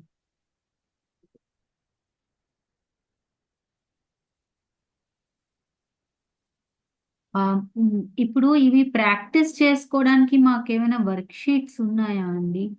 వేరే వర్క్ షీట్స్ ఏం లేవండి. నేను హోంవర్క్లు ఉంటాయి. వీళ్ళు ఇచ్చినది ఇదొకటి, వీళ్ళు ఇచ్చిన ఎక్సర్సైజ్లన్నీ పర్ఫెక్ట్ గా చేసి మనం మళ్ళీ నేను పంపిస్తున్న ఎక్సర్సైజ్లు చేసుకుంటే చాలు ప్రస్తుతానికి. ఓకే. ప్రస్తుతానికి అవి చాలు. మీకు మీరే దీంట్లోంచి ఎన్ని రకాలు క్రియేట్ చేసుకోవచ్చు అంటే, మనం ఎక్సర్సైజ్లు ఇప్పుడు మీకు 2 పాఠాలు ఎక్సర్సైజ్ పంపించాను ఇప్పటివరకు కదా. ఇప్పుడు మీరు ఎలా రాసుకోవచ్చు అంటే, ఏకవచనంలో ఇచ్చిన వాటన్నిటిని బహువచనంలో రాసుకోవడాలు ఒక ప్రాక్టీస్. అవును. బహువచనంలో ఇచ్చినవన్నీ వాక్యాలు ఏకవచనంలో రాసుకోవడం ఇంకో ప్రాక్టీస్. అండ్ ఒక పురుషలో ఇచ్చిన దాన్ని వేరే 2 పురుషుల్లోనూ రాసుకోవడం ఒక ప్రాక్టీస్. అలా ఇచ్చిన వాటిలో ఒక పురుషలో ఒక వచనంలో ఇచ్చిన దాన్ని మళ్ళీ దానిలో వేరే పురుషుల్లో అన్ని వచనాల్లో రాసుకోవడం ఒక ప్రాక్టీస్. ఇవి అన్ని ఎక్సర్సైజ్ వర్క్ షీట్స్ అక్కర్లా, ఇలా మనం క్రియేట్ చేసుకోవచ్చు. ఓకేనా? రైట్, అయిపోయినాయా డౌట్స్? మేడం, త్వం ఆ, అంటే మాలతి. నీవు, నువ్వు అని కూడా రాయొచ్చు అండి, నీవు అనే రాయాలండి. రాయొచ్చు, రాయొచ్చు, నువ్వు కూడా రాయొచ్చు. యూఎం అంటే మీరు, మీరందరూ అని కూడా రాయొచ్చు అండి, మీరనే రాయాలి. రాయొచ్చు, రాయొచ్చు, రాయొచ్చు. మీరందరూ వయం కూడా అంటే రాయొచ్చు. మీరందరూ, వయం అంటే మేము, మనందరం, మేము, మనము, మనం అంటేనే మనందరం వచ్చేస్తుంది. మనము, మేము ఏదైనా రాయొచ్చు. రాయొచ్చు. ఓకే. Okay, right.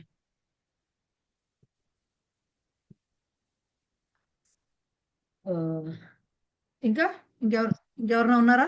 ఏమన్నా అడగాలనుకుంటున్నారా? రైట్. తర్వాత అంకెలు మొన్న మనకి ఏమంటారు 1 2 3 నుంచి 10 వరకు ఇచ్చారు, దశ వరకు ఇచ్చి నెక్స్ట్ వింశతి 20 30 త్రింశత్ చత్వారింశత్ పంచాశత్ అలా చెప్పుకుంటూ వచ్చారు. రైట్?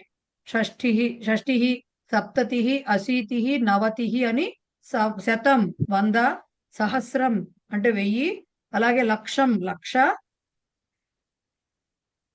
కోటి అంటే కోటి అని అంతవరకు ఇచ్చారు. రైట్? ఇప్పుడు మధ్యలో మిస్ అయిపోయిన ఎవరు చెప్తారు? నెంబర్లు చెప్పరు కదా. నెంబర్లు చెప్పమంటే 10 తర్వాత 20 30 40 అని చెప్తానంటే ఊరుకోం కదా. 11 12 13 14 చెప్పాలి కదా అవన్నీ కూడా. సో ఇక్కడ ఈ లెసన్ లో మీకు 11 నుంచి 50 వరకు ఇచ్చారు నెంబర్లు. ఎవరైనా ఇంట్రెస్ట్ ఉన్న వాళ్ళు ఉంటే హ్యాండ్స్ రైజ్ చేస్తే 10 10 చొప్పున ఒక్కొక్కళ్ళ చేత చదివిస్తాను. Right, Krishnaphani first hand raise. ఒక్క నిమిషం, అందరికి ఇవ్వలేం, పోనీ అందరికి ఇవ్వలేం కాబట్టి ఒక్కొక్క 5 నెక్స్ట్ లెసన్ లో మళ్ళీ వస్తాయి, మళ్ళీ ఇద్దాం ఛాన్స్ ఎవరెవరికి వస్తే అలాగా. కృష్ణఫణి ఫస్ట్ హ్యాండ్ రైజ్ చేశారు కాబట్టి మొట్టమొదటి 10 చదవండి మీరు. ఏకాదశ, ద్వాదశ, ఏకాదశ అంటే త్రయోదశ. చెప్పాలి, అలా కాదు కృష్ణఫణి. ఏకాదశ 11 అని చెప్పాలి. సరే. ఏకాదశ 11, ద్వాదశ 12, త్రయోదశ 13, చతుర్దశ 14, పంచదశ 15, షోడశ 16, సప్తదశ 17, అష్టాదశ 18, నవదశ 19, వింశతి 20. 20. ఆ నెంబర్లు ఎలా వేయాలో కూడా నేర్చుకోవాలి, అది అడుగుతారు ఎగ్జామ్ లో. వాళ్ళు ఏకాదశ అని ఇచ్చి ఆ నెంబర్ వేయమని అడుగుతారు, లేకపోతే నెంబర్ ఇచ్చి ఏకాదశ రాయమని అడుగుతారు. సో 2 రాయాలి, తెలియాలి, సంస్కృతంలో రాయాలి, సంస్కృత నెంబర్. ఓకేనా? నెక్స్ట్ స్వప్న చదవండి మిగతావి, అంటే 21 నుంచి 30 వరకు. ఏకవింశతి 21, ద్వావింశతి 22, త్రయోవింశతి 23, చతుర్వింశతి 24, పంచవింశతి 25, షడ్వింశతి 26, సప్తవింశతి 27, అష్టవింశతి 28, నవవింశతి 29, త్రింశత్ 30. త్రింశత్ 30. ఓకే, మోహన రుక్మిణి గారు next 30, sorry next 10.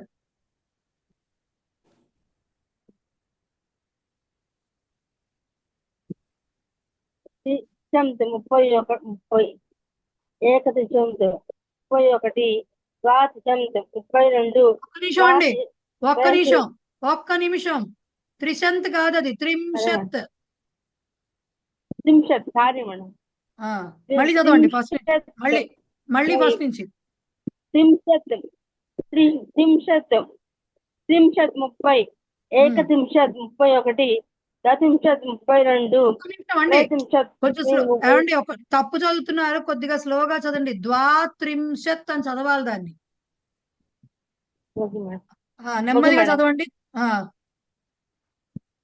Sorry madam ఏకత్రింశత్ 31 ద్వాత్రింశత్ 32 త్రయోత్రింశత్ 33 చతుర్త్రింశత్ 34 ఒక్క నిమిషం.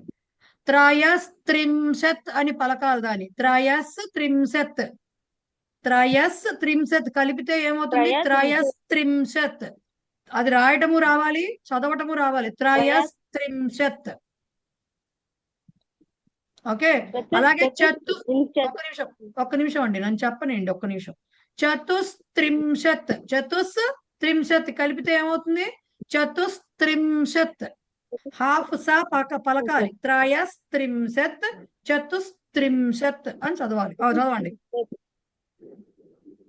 పంచత్రింశత్ 35 షట్త్రింశత్ 36 సప్తత్రింశత్ 37 అష్టత్రింశత్ 38 నవత్రింశత్ 39 చత్వారింశత్ 40 చత్వారింశత్ ఎక్కడా మిస్ అవ్వకూడదు. చత్వారింశత్ 40. ఓకే. నెక్స్ట్ పావని కొంపెల్ల చదవండి మిగతావి. మహోదయ ఇక్కడ త్రయాత్రింశత్ ఇది త్రయాకి ఆకి మాత్రం ఉందా? లేదు, దీర్ఘం ఉండదు. లేదు, దీర్ఘం ఉండదు. లేదా టెక్స్ట్ బుక్ లో త్రయా అని ఉంది. లేదు, త్రయస్త్రింశత్. యానే, యాకి దీర్ఘం లేదు. ఓకే. కూడా అష్టత్రింశత్ అండి. మీకేం పడింది? అష్టాత్రింశత్. అందరూ కూడా అష్టత్రింశత్ అంటున్నారు, అదా ఇదా కరెక్ట్ అని. రెండు రకాలుగా పలికే ఇది కూడా ఉంది కొన్ని చోట్ల. పుస్తకంలో మీకు అంటే పుస్తకంలో ఏం పడిందో అడుగుతున్నారేమో. అష్టాత్రింశత్ అని పడింది. అష్టత్రింశత్ అని మాట్లాడేది కూడా ఉంది. ఎందుకంటే అష్ట రెండు రకాల ప్రయోగాలు ఉంటున్నాయి. సో అనొచ్చు. ఎస్ పావని గారు చదవండి మిగతావి.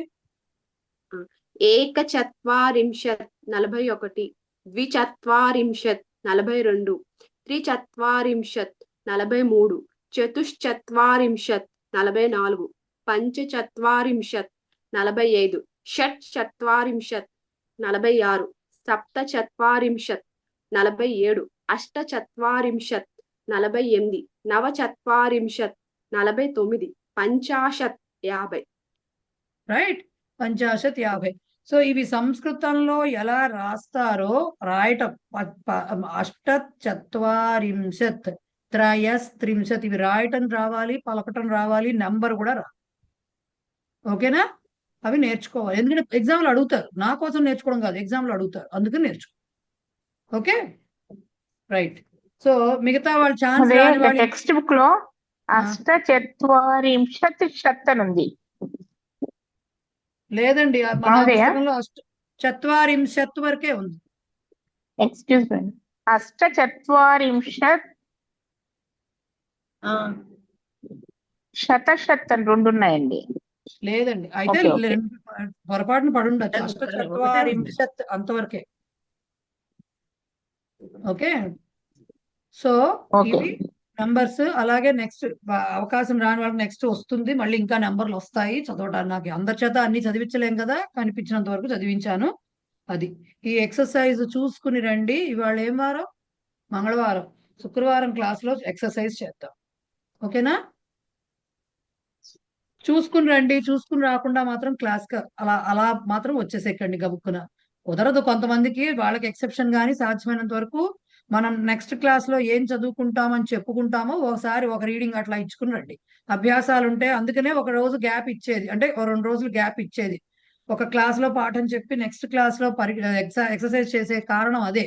నాతో నా దారి నేను చెప్పుకుంటూ వెళ్ళిపోవచ్చు దీనికి ఆన్సర్స్. దానివల్ల ఉపయోగం ఏముంది, నాకు వస్తుంది, అంతకుమించి జరిగింది ఏమి ఉండదు. సో చదువుకుని వస్తే చేద్దాం ఎక్సర్సైజ్. రైట్, ప్రహేళిక తీయండి.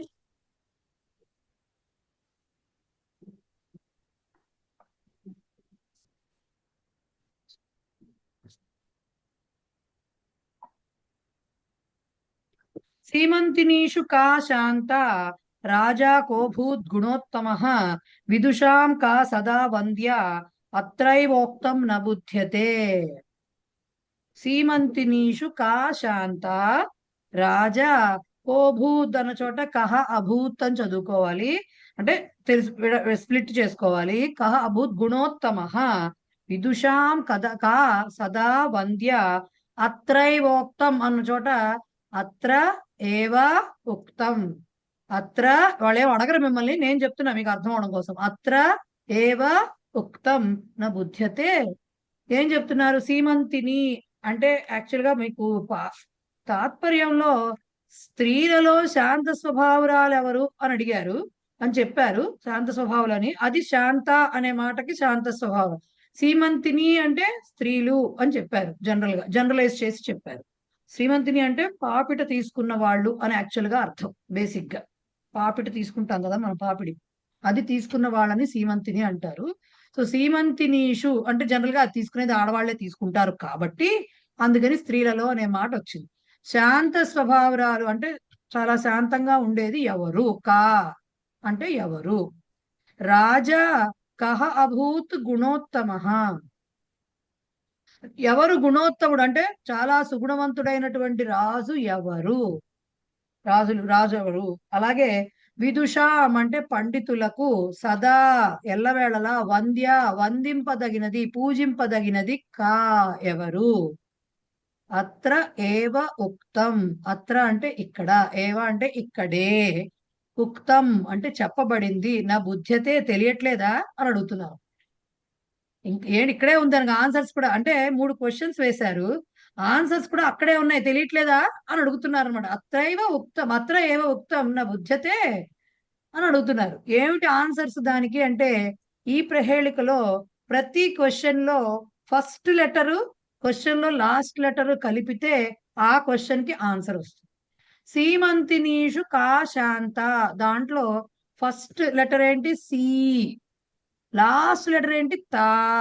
కాబట్టి సీత అన్నమాట ఆ క్వశ్చన్ కి ఆన్సర్. సీత శాంత స్వభావురాలు అందరిలోకి, ఆడవారిలోకి అని చెప్పటం. సో ఫస్ట్ క్వశ్చన్ కి ఆన్సర్ సీత. అలాగే రాజా కోభూత్ గుణోత్తమః, మంచి సుగుణాల రాశి అయినటువంటి రాజు ఎవరు? దీంట్లో ఫస్ట్ లెటర్ ఏంటి? రా, లాస్ట్ లెటర్ ఏంటి? మహా, రామః. దానికి ఆన్సర్ రాముడు. సర్వగుణ సంపన్నుడైనటువంటి రాజు రాముడు. అలాగే విదుషాం కా సదా వంద్య, పండితులకు ఎల్లవేళలా పూజించదగినది ఎవరు? ఫస్ట్ లెటర్ ఏంటి? విదుషాంలో వి, వి. అలాగే లాస్ట్ లెటర్ ఏంటి? వంద్యాలో ద్యా మాత్రమే తీసుకోవాలి, నకారం తీసుకోము. సో విద్య అంటే ఎవరు? సరస్వతీదేవి. విద్య ఎవరు? పండితులు ఎల్లవేళ నమస్కరించేది ఎవరికండి? సరస్వతీదేవికే కదా నమస్కారం చేసేది, జ్ఞానులు. అదనమాట. అందుకని ఇక్కడే ఉన్నాయి నీకు తెలియట్లేదా అని మన తిడుతున్నారు కూడా అనమాట, తెలుసుకోలేకపోతే. అత్రైవోక్తం న బుధ్యతే అని తిడుతున్నారు. రైట్. సో అది ప్రహేళిక. నెక్స్ట్ మన సంగ్రాహ్య విషయాల్లో ఫస్ట్ లెసన్ లో గురువుకి నమస్కారాలు అయినాయి 2, రెండవ లెసన్ లో వినాయకుడు నమస్కారాలు అయినాయి, మూడవ లెసన్ లో విష్ణుమూర్తి ఆర్ కృష్ణుడు పరమేశ్వరుడు అంటే ఈశ్వరుడు కాదు, వీటికి సంబంధించిన శ్లోకాలు 2 మీకు తెలిసిన శ్లోకాలే. ఒకటి కృష్ణాష్టకంలో ఫస్ట్ శ్లోకం, వసుదేవ సుతం దేవం కంస చాణూర మర్దనం దేవకీ పరమానందం కృష్ణం వందే జగద్గురుం. వసుదేవ సుతం అక్కడే తెలుస్తుంది కదా, వసుదేవుని యొక్క కుమారుడు, సుతుడు అంటే కుమారుడు, వసుదేవుని పుత్రుడు, దేవం దేవుడు అయినవాడు. ఇవన్నీ 2వ విభక్తిలో వస్తాయన్నమాట. నెక్స్ట్ ఈ లెసన్ లో వస్తుంది, నెక్స్ట్ లెసన్ లో వస్తుంది. సో వసుదేవుని పుత్రుడు దేవుడు, అలాగే కంస చాణూర మర్దనం, ఆయన రాక్షసుల్ని చంపాడు కదా, కంసుడు చాణూరుడు వీళ్ళందరినీ చంపాడు. సో అలా మొదలైన రాక్షసుల్ని మర్దనం, చంపిన వాడిని. అలాగే దేవకి పరమానందం, దేవకీ దేవికి తల్లి అయిన దేవకీ దేవికి చాలా ఆనందాన్ని కలిగించే వాడిని. అలా అయినటువంటి జగద్గురుం, జగత్ అంతటికి కూడా ప్రపంచానికి అంతటికి గురువు అయిన వాడిని అయినటువంటి కృష్ణం, కృష్ణునికి అంటే కృష్ణుని ఉద్దేశించి వందే, ఇప్పుడు వచ్చిందా వందే, వందే నేను నమస్కరిస్తున్నాను. వందే అంటే అహం నమామి అని చెప్పడం అన్నమాట, నేను నమస్కరిస్తున్నాను. అది దానికి అర్థం. ఈజీగానే ఉంది కదా అది మనకి, ఆ శ్లోకం ఈజీగానే ఉంది కదా. నెక్స్ట్ అయితే మరీ బాగా మనం మొదలెట్టడమే దాంతో శుక్లాంబరధనం అని మొదలెడతాం కదా. మనం ఏమనుకుంటాము, మనం వినాయకుడికి పూజ చేస్తున్నాం అనుకుంటాం. మొదలు మనం వినాయకుడిని కదా తలుచుకోవాల్సింది శుక్లాంబరధనం అని చెప్పి మనకు అలా జీర్ణించుకుపోయింది నరనరాన. శుక్లాంబరధరం విష్ణుం శశివర్ణం చతుర్భుజం ప్రసన్నవదనం ఛాయేత్ సర్వ విఘ్నోపశాంతయే. ఆ విఘ్న అనే మాట వచ్చేసరికి మనం వినాయకుడు అనేసుకుంటాం. కానీ యాక్చువల్ గా ఈ శ్లోకం వినాయకుడిని ఉద్దేశించింది కాదు, విష్ణుమూర్తిని ఉద్దేశించింది. లేదు, సర్వవ్యాపి అయినటువంటి పరమాత్మ ఉద్దేశించిన శ్లోకం, పర్టికులర్ గా వినాయకుడిని ఉద్దేశించింది కానే కాదు.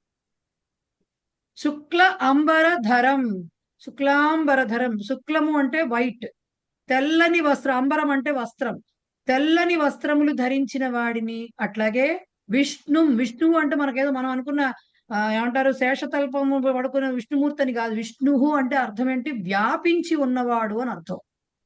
సో అంతటా వ్యాపించి ఉన్నవాడిని. అట్లాగే శశి వర్ణం, శశి అంటే చంద్రుడు, చంద్రునితో సమానమైనటువంటి వర్ణము రంగు కలవాడిని. ఓకే, చతుర్భుజం, 4 భుజాలు ఉన్నవాడిని. ప్రసన్న వదనం, చక్కగా ప్లెజెంట్ ఫేస్, ఎప్పుడు ఆహ్లాదకరమైన ముఖము కలిగిన వాడిని. ఇలాంటివి అయినటువంటి విష్ణు అని యాక్చువల్ గా చెప్పుకోవాల్సింది.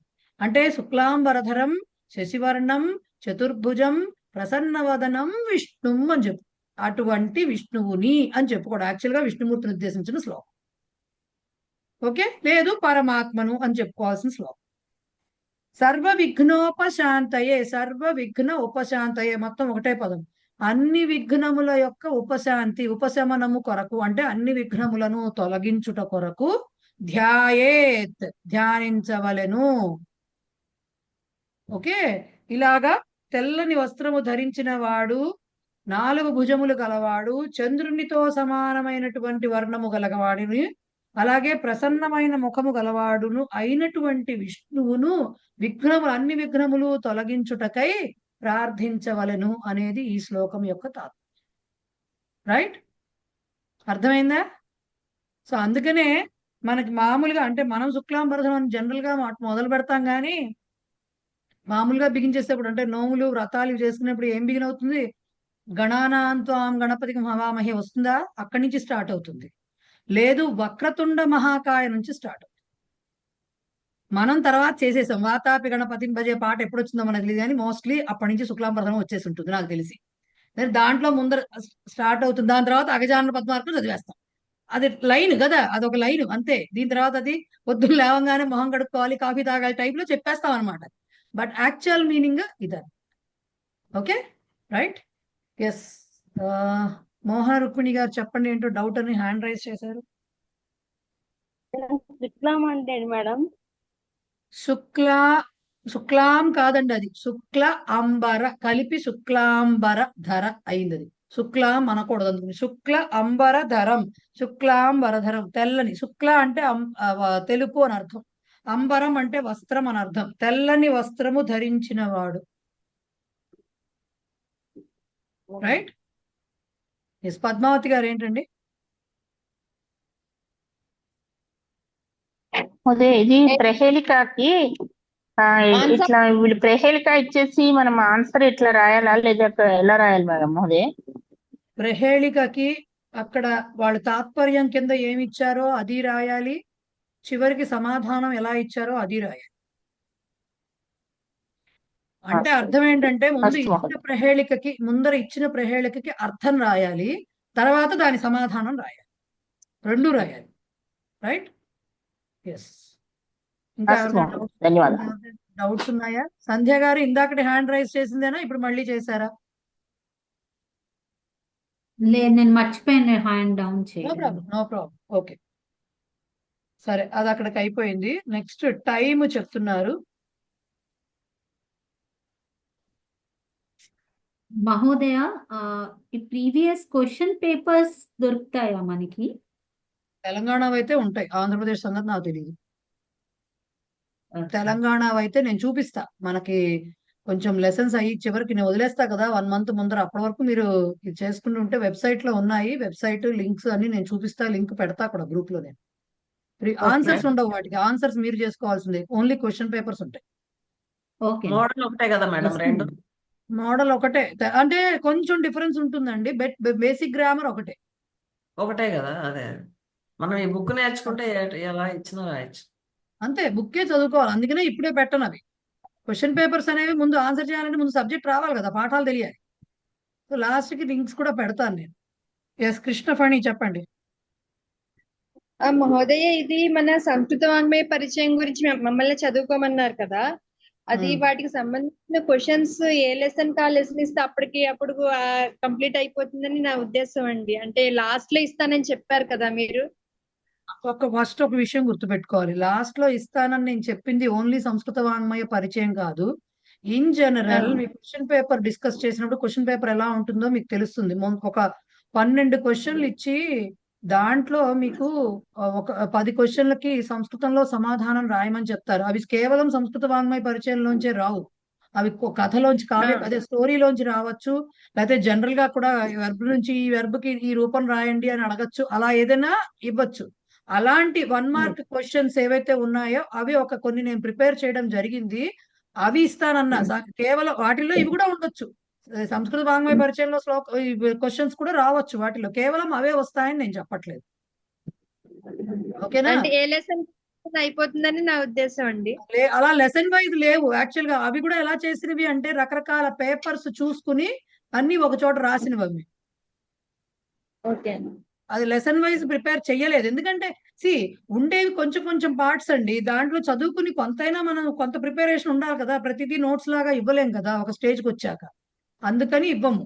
అదేంటంటే మీరు మొత్తం ఒకసారి థియరీ లాగా చదువుకుని అప్పుడు క్వశ్చన్ పేపర్స్ చూసినప్పుడు ఏమవుతుంది అంటే, నేను ఇచ్చిన క్వశ్చన్స్ ఉంటాయి, ఒక ఎన్ని ఉంటాయో తెలియదు కానీ ఉంటాయి, అవి ఒకసారి చూస్తే అన్ని 1 mark ఆన్సర్స్ కాబట్టి, అండ్ నెక్స్ట్ పాత క్వశ్చన్ పేపర్లు చేస్తున్నప్పుడు మోడల్ ఎలా ఇస్తున్నారు అనేది అప్పుడు మీకే తెలుస్తుంది.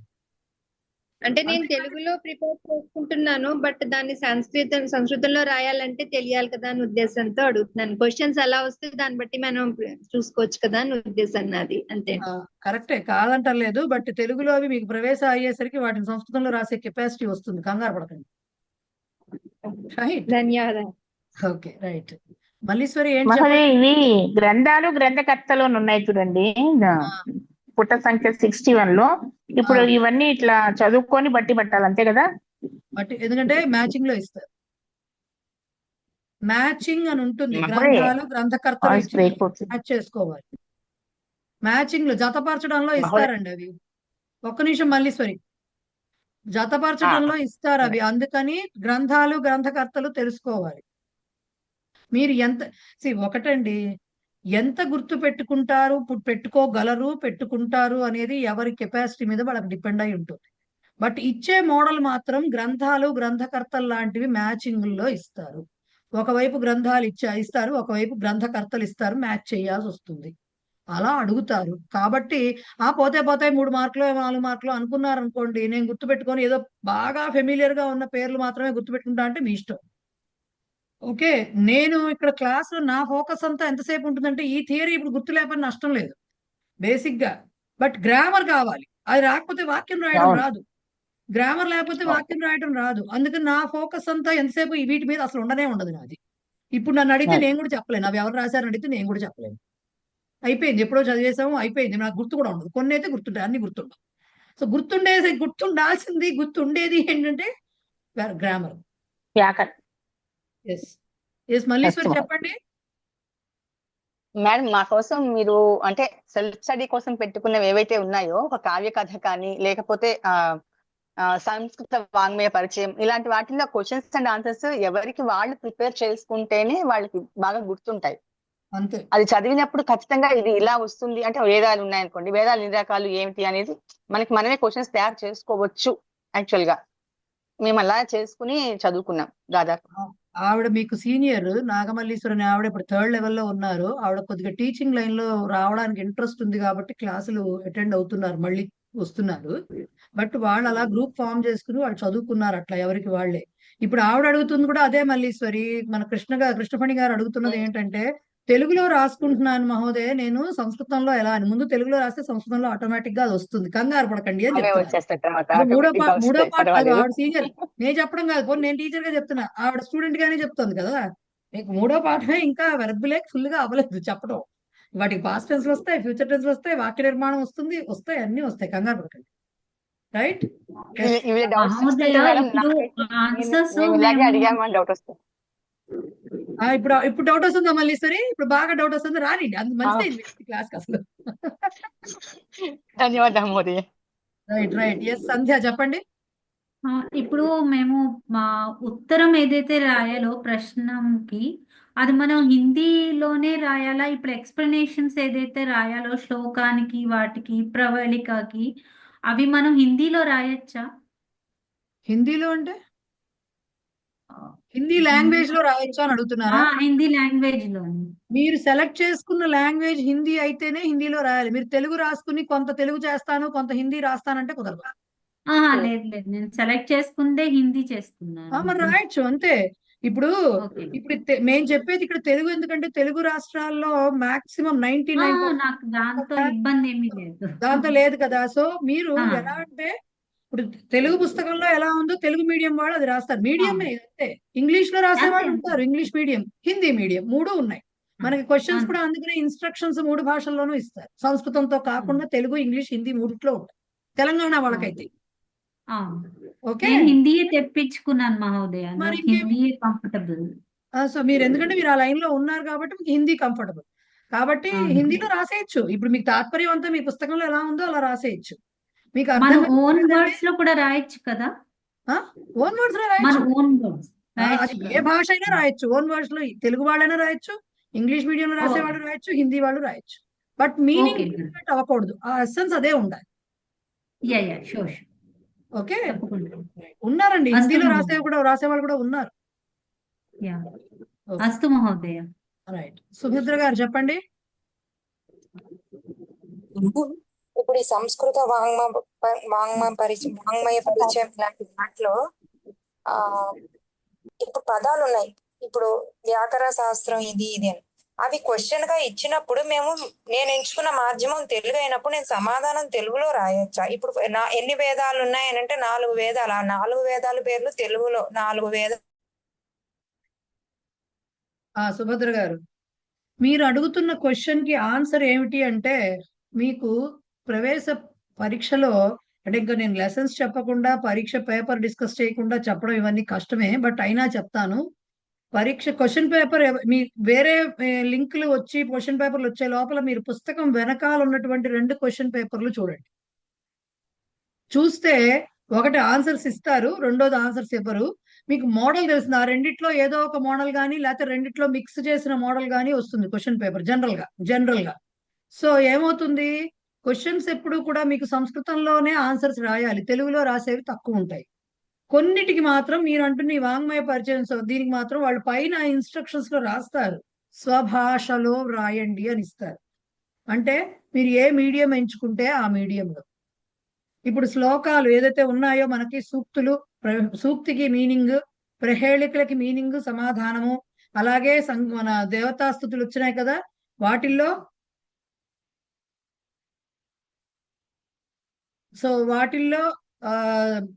ఏమంటారు, వాటిల్లో శ్లోకాలు ఇచ్చి తాత్పర్యాలు రాయమంటారు. అవి ట్రాన్స్లేషన్స్ ఇస్తారు, తెలుగులో నుంచి ఇచ్చి తెలుగులోవి సంస్కృతంలోకి, సంస్కృతంలోవి తెలుగులోకి, ఇవన్నీ తెలుగులో రాయాల్సి ఉంటుంది.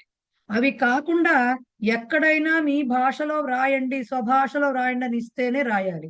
అసలు ఈ క్వశ్చన్స్ అన్ని ఎండింగ్ లో రావాల్సిన క్వశ్చన్స్. ఇప్పుడే మీరు వాటి గురించి ఆలోచించకూడదు.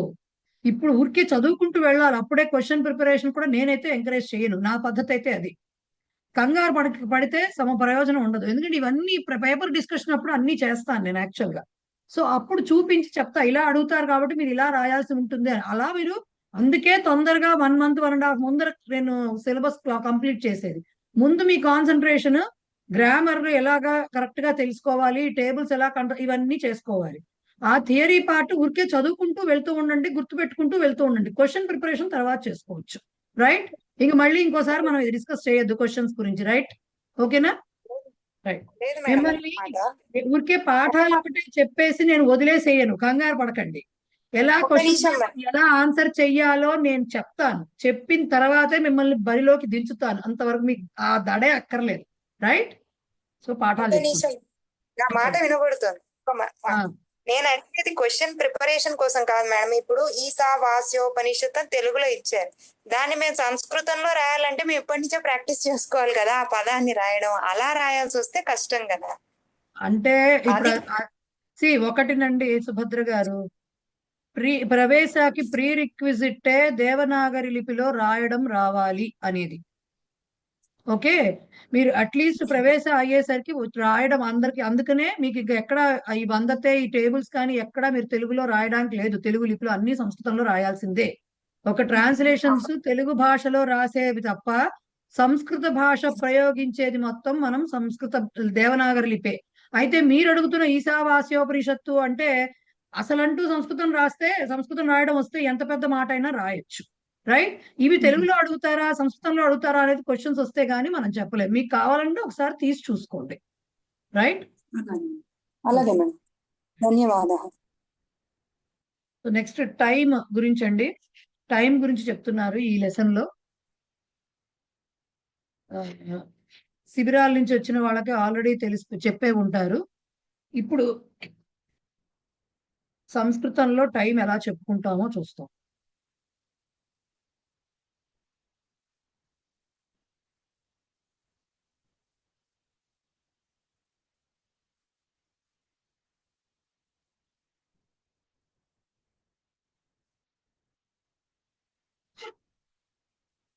ఇక్కడ వాదనం అనే ఒక మాట వస్తుందండి. గంట అంటే మనం మాట్లాడతాం కదా, ఎంత టైం అయింది అంటే ఎన్ని గంటలు అయింది అని అడుగుతాం కదా, దానికి వాదనం అంటే గంట అనే మాట వస్తుంది. గంట అంటే 60 minutes టైం అని కాదు, ఆ స్పాన్ ఆఫ్ 60 minutes అని కాదు. గంట అంటే 2 గంటలు 3 గంటలు 1 గంట అని చెప్తాం కదా, ఆ గంటని వాదనం అనే మాటతోటి చెప్తారు. సో నంబర్స్ చెప్పారు కాబట్టి ఇప్పుడు మీకు మనకు కావాల్సింది 12 వరకే కదా దీనికి. కాబట్టి ఏకవాదనం అంటే 1 o'clock అంటే 1 గంటని ఏకవాదనం అంటారు. పంచవాదనం, వాదనం అంటే ఇది 5 గంటలు అంటే ఇప్పుడు ఎంత టైం అయింది పంచవాదనం. సో 5 గంటలు 5 o'clock అని చెప్తాం అన్నమాట. అలా కాకుండా మనం ఓన్లీ అదే త్రివాదనం అంటే 3 గంటలు, ద్వివాదనం అంటే 2 గంటలు, ఇలా చెప్పుకుంటూ వస్తాం. మనకి టైం అంటే కేవలం దాన్ని ఏమంటారు, గంట వరకే కాదు కదా, 2:15 3:15 అని చెప్తాం. అలాగే 2:30 4:30 5:30 ఈ మాట చెప్తాం. అలాగే 5:15 5:4 ఈ మాట చెప్తాం. అదే తెలుగు ఇంగ్లీష్ లో అనుకోండి ఎలా చెప్తాము, 1/4 అని చెప్తారు. ఓకే, లేకపోతే మన వాడుక భాషలో అయితే 3:15 4:15 11:15 ఇలా చెప్పుకుంటూ వస్తాం. అట్లాగే 6:30 7:30 8:30 ఇలా చెప్పుకుంటూ వస్తాం 1/2 అని చెప్పేదానికి. ఓకే, అలాగే 1/4 అని చెప్పేదానికి ఏం చెప్తాము 1:45 అని చెప్తాం. లేదు 11:15 అనుకోండి, అది మనం 11:45 అయినా చెప్తాము, 11:45 అయినా చెప్తాము. రెండిట్లో ఇంగ్లీష్ లో చెప్పాడు. దానికి మరి సంస్కృతంలో ఎలా చెప్తారు? ఈ 2 తర్వాత 15 నిమిషాలు అంటే 2 గంటల 15 నిమిషాలు చెప్పాలి అంటే ఆ పావు అంటే 4 భాగాలుగా విభజించినప్పుడు పావు అర ముప్పావు కదా. సో పావుని ఏమంటారు అంటే సపాద అని మాటతోటి వాడతారు. అలాగే అర్ధని చెప్పాలంటే 12:30 1:30 2:30 ఇలా హాఫ్ ని చెప్పాలంటే అర్ధ సార్ధ అని చెప్తారు. అలాగే దాన్ని ఏమంటారు, మీరేవి రాసుకోక్కర్లేదు, ఇవన్నీ పంపిస్తాను మీకు. సో తర్వాత దీన్ని ఏమంటారు, 1/4 అని చెప్పాల్సి వస్తే పావు తక్కువగా చెప్తున్నాం అంటే 1 పాదం తక్కువగా ఉంది, సో దాన్ని పాదోన అని చెప్తారు. సో ఇప్పుడు ఇక్కడ చూపించినట్టుగా మూడుంబావు అని చెప్పాలి అంటే మూడుని ఏమంటాము? అంటాము. సో త్రివాదనం. సో మూడు పావు, దాని తర్వాత పావు ఉంది కాబట్టి సపాద త్రివాదనం అని చెప్తాను దాన్ని. అలాగే సపాద ఏకాదశ వాదనం అంటే 11:15, 11:15, 11:15. ఓకే. సపాద పంచవాదనం అంటే 5:30, 5:30. సపాద చతుర్వాదనం అంటే 4 గంటలు, 4:30. సారీ 4:15, 5:30 కాదు, 5:15. 4:15, 4:15 అలా చెప్తాం. అలా కాకుండా సార్ధ, ఈ అర్ధ రాసేటప్పుడు ఈ ధా రాయాలి, తత్తాల్లో థా రాయకూడదు. ఈ ధానే రాలేదు. ఈ ధా రాస్తేనే హాఫ్ అని అర్థం. సార్ధ అంటే అర్ధ భాగము అంటే ఈ ధా రాయాలి. సో సార్ధ షడ్వాదనం అంటే 6:30, 6:30. సార్ధ షడ్వాదనం, హాఫ్ పాస్ట్ అని చెప్పేదాన్ని. ఓకే. అలాగే సార్ధ ద్వాదశ వాదనం అంటే 12:30, 12:30. సార్ధ ఏకాదశ వాదనం అంటే 11:30. దీనికి నెంబర్స్ రావాలి, అట్లీస్ట్ 12 వరకు నెంబర్లు రావాలి. సార్ధ త్రివాదనం అంటే 3:30. ఇలా సపాద, సార్ధ, తర్వాత పాదోన అంటే పావు తక్కువ అని మనం ఏదైతే చెప్పామో, క్వార్టర్లెస్ ఆర్ Q2, దీన్నే మనము ఇంకో రకంగా కూడా చెప్తాము. సో పాదోన సప్తవాదనం అంటే పావు తక్కువగా 7 అయింది అంటే 6:45 అయింది. అంటే దాన్నే పావు తక్కువ 7 అనే దాన్ని ఇక్కడ చూపించలేం కాబట్టి, నెంబర్లో చూపించలేం కాబట్టి 6:45 అనే దాన్ని పాదోన సప్తవాదనం నెక్స్ట్ నెంబర్ కి చెప్పాలి. ఒక పావు తక్కువగా 7, 6:45 అంటే అర్థం పావు తక్కువగా 7 అని అర్థం. సో 6:45 పాదోన సప్తవాదనం. 1:45 ఉంటే నెక్స్ట్ నెంబర్ 2 కాబట్టి పాదోన ద్వివాదనం. పాదోన పంచవాదనం అంటే 4:45. పాదోన దశవాదనం అంటే 9:45. ముందరకు చూపిస్తుంది అనమాట. పావు తక్కువగా 10 గంటలు. సో ఇలాగా సపాద, సార్ధ, పాదోన అనేవి మీకు టైం అని చెప్పడానికి వాడేది. వాదనం అనేది గంట అని చెప్పేందుకు వాడేది. రైట్. దీనికి సంబంధించి ఎగ్జాంపుల్స్ ఇచ్చారు మీకు. ఒకసారి గడియారం చూస్తే వాళ్ళు నెక్స్ట్ పేజ్ తీయండి. వాక్యాల తర్వాత చదువుతాను. నెక్స్ట్ దీంట్లో వాళ్ళు టైం చూపిస్తూ నెక్స్ట్ పేజ్ టైం చూపిస్తూ దాంట్లో పంచవాదనం అంటే ఎంత ఉంది, 5 గంటల్ని పంచవాదనం అంటామని, 7 గంటలు సప్తవాదనం, దశవాదనం అంటే 10 గంటలు, అవన్నీ చూపించారు. అలాగే సపాద పంచవాదనం అంటే 5:15. ఎలా మీరేంటే దాంట్లో అలా అడగరు, బట్ టైం ఇచ్చి దాన్ని రాయమని అడుగుతారు. సపాద పంచవాదనం ఇలా రాయాల్సి వస్తుంది. ఓకే. బొమ్మలు గీయక్కర్లేదు కానీ అది రాయాలి. సార్ధ అంటే టైం చూపించారు, ఎంత 5:30 ఉంటే సార్ధ పంచవాదనం అని చెప్పాలని. పాదోన షడ్వాదనం అంటే పావు తక్కువ 6 అంటే 5:45 ఎలా చెప్పాలో చెప్పారు. ఇప్పుడు ఇక్కడ పక్కన కొన్ని వర్డ్స్ ఇచ్చారు. ఈ సపాద, సార్ధ, పాదోన అర్థమైందా అందరికి? ఎస్. సపాద, పాదోన, సపాద, సార్ధ, పాదోన. సో ఇప్పుడు ఇవే కాకుండా టైం చెప్పడానికి గంటలే కాదు కదా, మనకి రోజులు ఉంటాయి. ఇవాళ, రేపు, ఎల్లుండి, నిన్న, మొన్న ఇలాంటివి ఉంటాయి. వారాలు ఉంటాయి, సంవత్సరాలు ఉంటాయి, ఇవన్నీ ఉంటాయి. అవన్నిటిని ఏమంటారు అనేవి చెప్తున్నారు చూడండి. అద్య అంటే ఇవాళ, ఈ రోజు, టుడే అని అర్థం. హ్యహ ఇవాళ నుంచి మొదలు పెట్టుకుంటే అటు ఇటు కూడా చెప్పుకుంటాం. ఇవాళకి నిన్న, మొన్న, రేపు, ఎల్లుండి ఇవి కూడా చెప్తాం. సో నిన్న ఎస్టర్డే అని చెప్పడానికి హ్యహ, హాకి హాఫ్ హ. హ్యహ అంటే నిన్న. హ్యహ, హ యా హ. హ్యహ అంటే నిన్న. ఓకే. శ్వహ అంటే రేపు. మెలిక వా. శ్వహ అంటే రేపు, హ్యహ అంటే నిన్న. ఓకే. అలా కాకుండా మొన్న అని చెప్పడానికి డే బిఫోర్ ఎస్టర్డే అనడానికి పరహ్యహ. పరహ్యహ అంటే మొన్న. పరశ్వహ అంటే ఎల్లుండి. పరశ్వహ అంటే ఎల్లుండి. పరహ్యహ అంటే మొన్న. అటు మొన్న అంటాం. నిన్న మొన్న కాక అటు మొన్న. దాన్ని ఏంటంటారు? ప్రపరహ్యహ అంటారు. ప్రపరహ్యహ. ఓకే. అలాగే అవతల ఎల్లుండి, రేపు, ఎల్లుండి, అవతల ఎల్లుండి ప్రపరశ్వహ అంటారు. మొత్తం ఇప్పుడు 7 వచ్చేసి అటు 3 ఇటు 3 మధ్యలో రోజు. రైట్, మొత్తం 7 వస్తాయి. ఇవాళ లెక్క పెట్టుకుంటే నిన్న, మొన్న, అటు మొన్న, రేపు, ఎల్లుండి, అవతల ఎల్లుండి. సో ఇవాళ అద్య, హ్యః, పరహ్యః, ప్రపరహ్యః, శ్వః, పరశ్వః, ప్రపరశ్వః. ఓకే, ఇలా చెప్పుకుంటాం. అవే కాకుండా ఇంకా ఏం చెప్పారు మీకు? ఇదానీం అంటే ఇప్పుడు, ఇదానీం, అధునా, ఇలా చాలా పేర్లు ఉన్నాయి, సినోనిమ్స్ ఉన్నాయి. ఇదానీం అంటే నౌ, ఇప్పుడు అని అర్థం అనమాట. ఇదానీం కక్ష్యా చలతి అంటే ఇప్పుడు తరగతి నడుస్తున్నది మనకి. అలాగే ఆగామి అంటే రాబోయే, ఆగామి అంటే రాబోయే కాలంలో అన్నప్పుడు ఆగామి, వచ్చే సంవత్సరం అని చెప్తున్నాం అనుకోండి, రాబోయే సంవత్సరంలో ఆగామి వర్షే అని చెప్పాలి. ఆగామి సప్తాహే, సప్తాహ అంటే వారము, వీక్, 1 వీక్. సో వచ్చే వారంలో అన్నాం అనుకోండి, ఆగామి సప్తాహే అని చెప్పు. వచ్చే సంవత్సరం, సంవత్సరం అంటే వర్షం. ఇక్కడ ఇచ్చారా వర్ష, ఇచ్చారా వర్షం, ఇచ్చారా ఇవ్వలేదు, ఇచ్చారు. వర్షం అంటే సంవత్సరము, మన వర్షం కాదండి, రెయిన్ కాదు, వర్షం అంటే సంవత్సరము.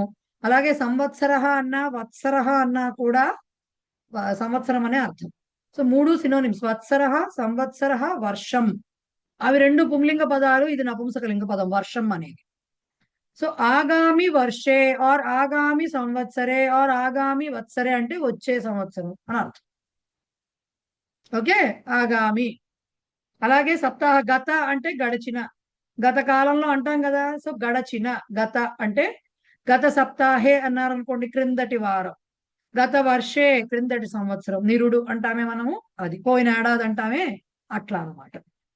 అలాగే నెల చెప్పాలంటే మాసః, అది తెలుసు కదా మనకి, ఆషాఢ మాసం, వైశాఖ మాసం చెప్పుకుంటాం కదా.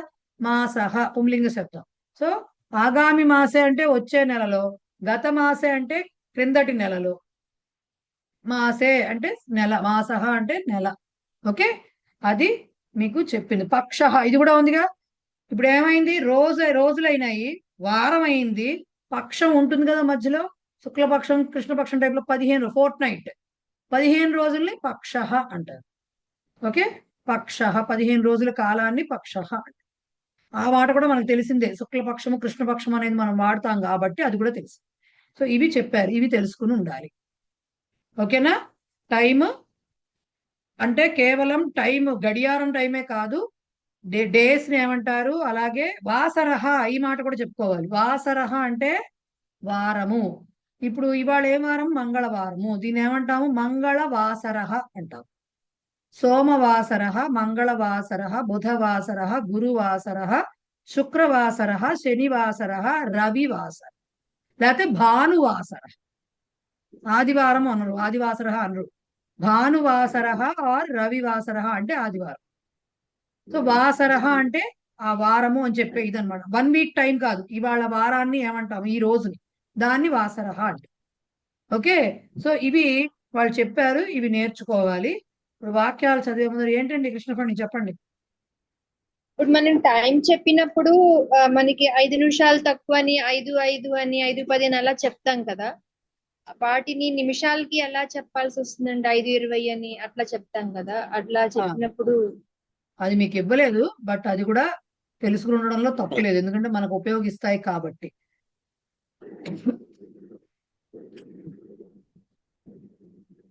3 గంటల 5 నిమిషాలు అయింది అని చెప్పాలనుకోండి, 3:05, అప్పుడు పంచ అధిక త్రివాదనం అనాలి. పంచాధిక త్రివాదనం కలిపి రాస్తే పంచాధిక అని రాయాలి, లేదంటే పంచ -అధిక -త్రివాదనం. పంచ అధిక, దశ అధిక త్రివాదనం, పంచ అధిక, దశ అధిక త్రివాదనం. లేదండి 320 చెప్పాలంటే, 320 చెప్పాలంటే వింశతి అధిక ఆర్ వింశత్యధిక, వింశతి అధిక త్రివాదనం అని చెప్పాలి. ఓకే, తక్కువ అంటే తక్కువ అంటే 5 నిమిషాలు చెప్తున్నా, అదే చెప్తున్నా. ముందు ఇవి 2 చేయాలి కదా, 1, 2, 3 చెప్పుకున్నాం 15 నిమిషాలది, మళ్ళీ 4, 5 చెప్పుకోవాలి కదా. వింశతి అధిక పంచవింశత్యధిక త్రివాదనం అంటే 325. సో త్రివాదనం, పంచాధిక త్రివాదనం, దశ అధిక త్రివాదనం, సపాద త్రివాదనం. ఓకే, 20+3 20+3 25+3 సార్ధ 3 ఇక్కడికి 3:30 వరకు అయింది మనకి. రైట్, ఇటువైపు మళ్ళీ రావాలి. ఇప్పుడు అర్ధ దాటిన తర్వాత 35 5:35 అని చెప్పకూడదు. ఇక్కడి నుంచి న్యూన చెప్పుకుంటూ రావాలి. న్యూన ఆర్ ఊన. సో ఎలా చెప్తాం దాన్ని? న్యూనం అయిందంటే ఏంటి? తక్కువైందని కదా. న్యూన ఆర్ ఊన. ఊన కూడా చెప్పచ్చు. పాదోన అన్నాం కదా, ఊన కూడా చెప్పచ్చు. ఇప్పుడు ఏం చెప్పాలి? 35 అంటే ఎన్ని నిమిషాలు తక్కువగా? నెక్స్ట్ ది 3:35 అనుకోండి, 3:35 అయింది అంటే 25 minutes తక్కువగా 4 కదా. సో అలా చెప్పాలి. అప్పుడు ఏం చెప్పాలి? 25 minutes అంటే 25 ఊన చతుర్వాదనం. 25 ఊన చతుర్వాదనం. అలాగే 20 ఊన చతుర్వాదనం. ఇక్కడ నెక్స్ట్ నెంబర్కి చెప్పుకుంటూ వెళ్ళాలి. అలాగే పాదోన చతుర్వాదనం, దశ ఊన చతుర్వాదనం. ఈ దశ ఊన ఇవన్నీ 20 ఊన అంటున్నప్పుడు మధ్యలో ఐఫన్లు పెట్టాలండి. అక్కడ సందులు కలిసి వేరేగా కలుస్తాయి, అవి చెప్పనప్పుడు ఐఫన్లు పెట్టాలి. ఓకే, ఏం చెప్తున్నారు? దశ ఊన చతుర్వాదనం, పంచ ఊన చతుర్వాదనం. సో మొత్తం వచ్చేసింది. మహోదయ ఇది దశోనైనా రాసేయచ్చింది. రాయొచ్చు, యాక్చువల్ గా అది రాయాలి. అది రాయడం ఇంకా తెలుస్తుందో తెలియదో అని చెప్పి దశ ఊన అని చెప్తున్నారు. పంచోన దశోన అని చెప్పాలి. వింశతోన అని చెప్పకూడదు. వింశతోన అని చెప్పకూడదు. అందుకనే అన్ని సెపరేట్ గా చెప్పాను నేను, అంతకుమించి ఏం లేదు. ఇప్పుడు ఆ కన్ఫ్యూజన్ ఎందుకు అని. సో మొత్తం చెప్తే త్రివాదనం, పంచాధిక-త్రివాదనం, దశాధిక-త్రివాదనం, సపాద-త్రివాదనం, 20+3 పంచవింశత్యధిక-3 సార్ధ-3 పంచవింశత్యూన చతుర్వాదనం, 20యూన-చతుర్వాదనం, పాదోన-చతుర్వాదనం, దశోన-చతుర్వాదనం, పంచోన-చతుర్వాదనం, చతుర్వాదనం. మొత్తం ఇలా వస్తుంది. Okay, right.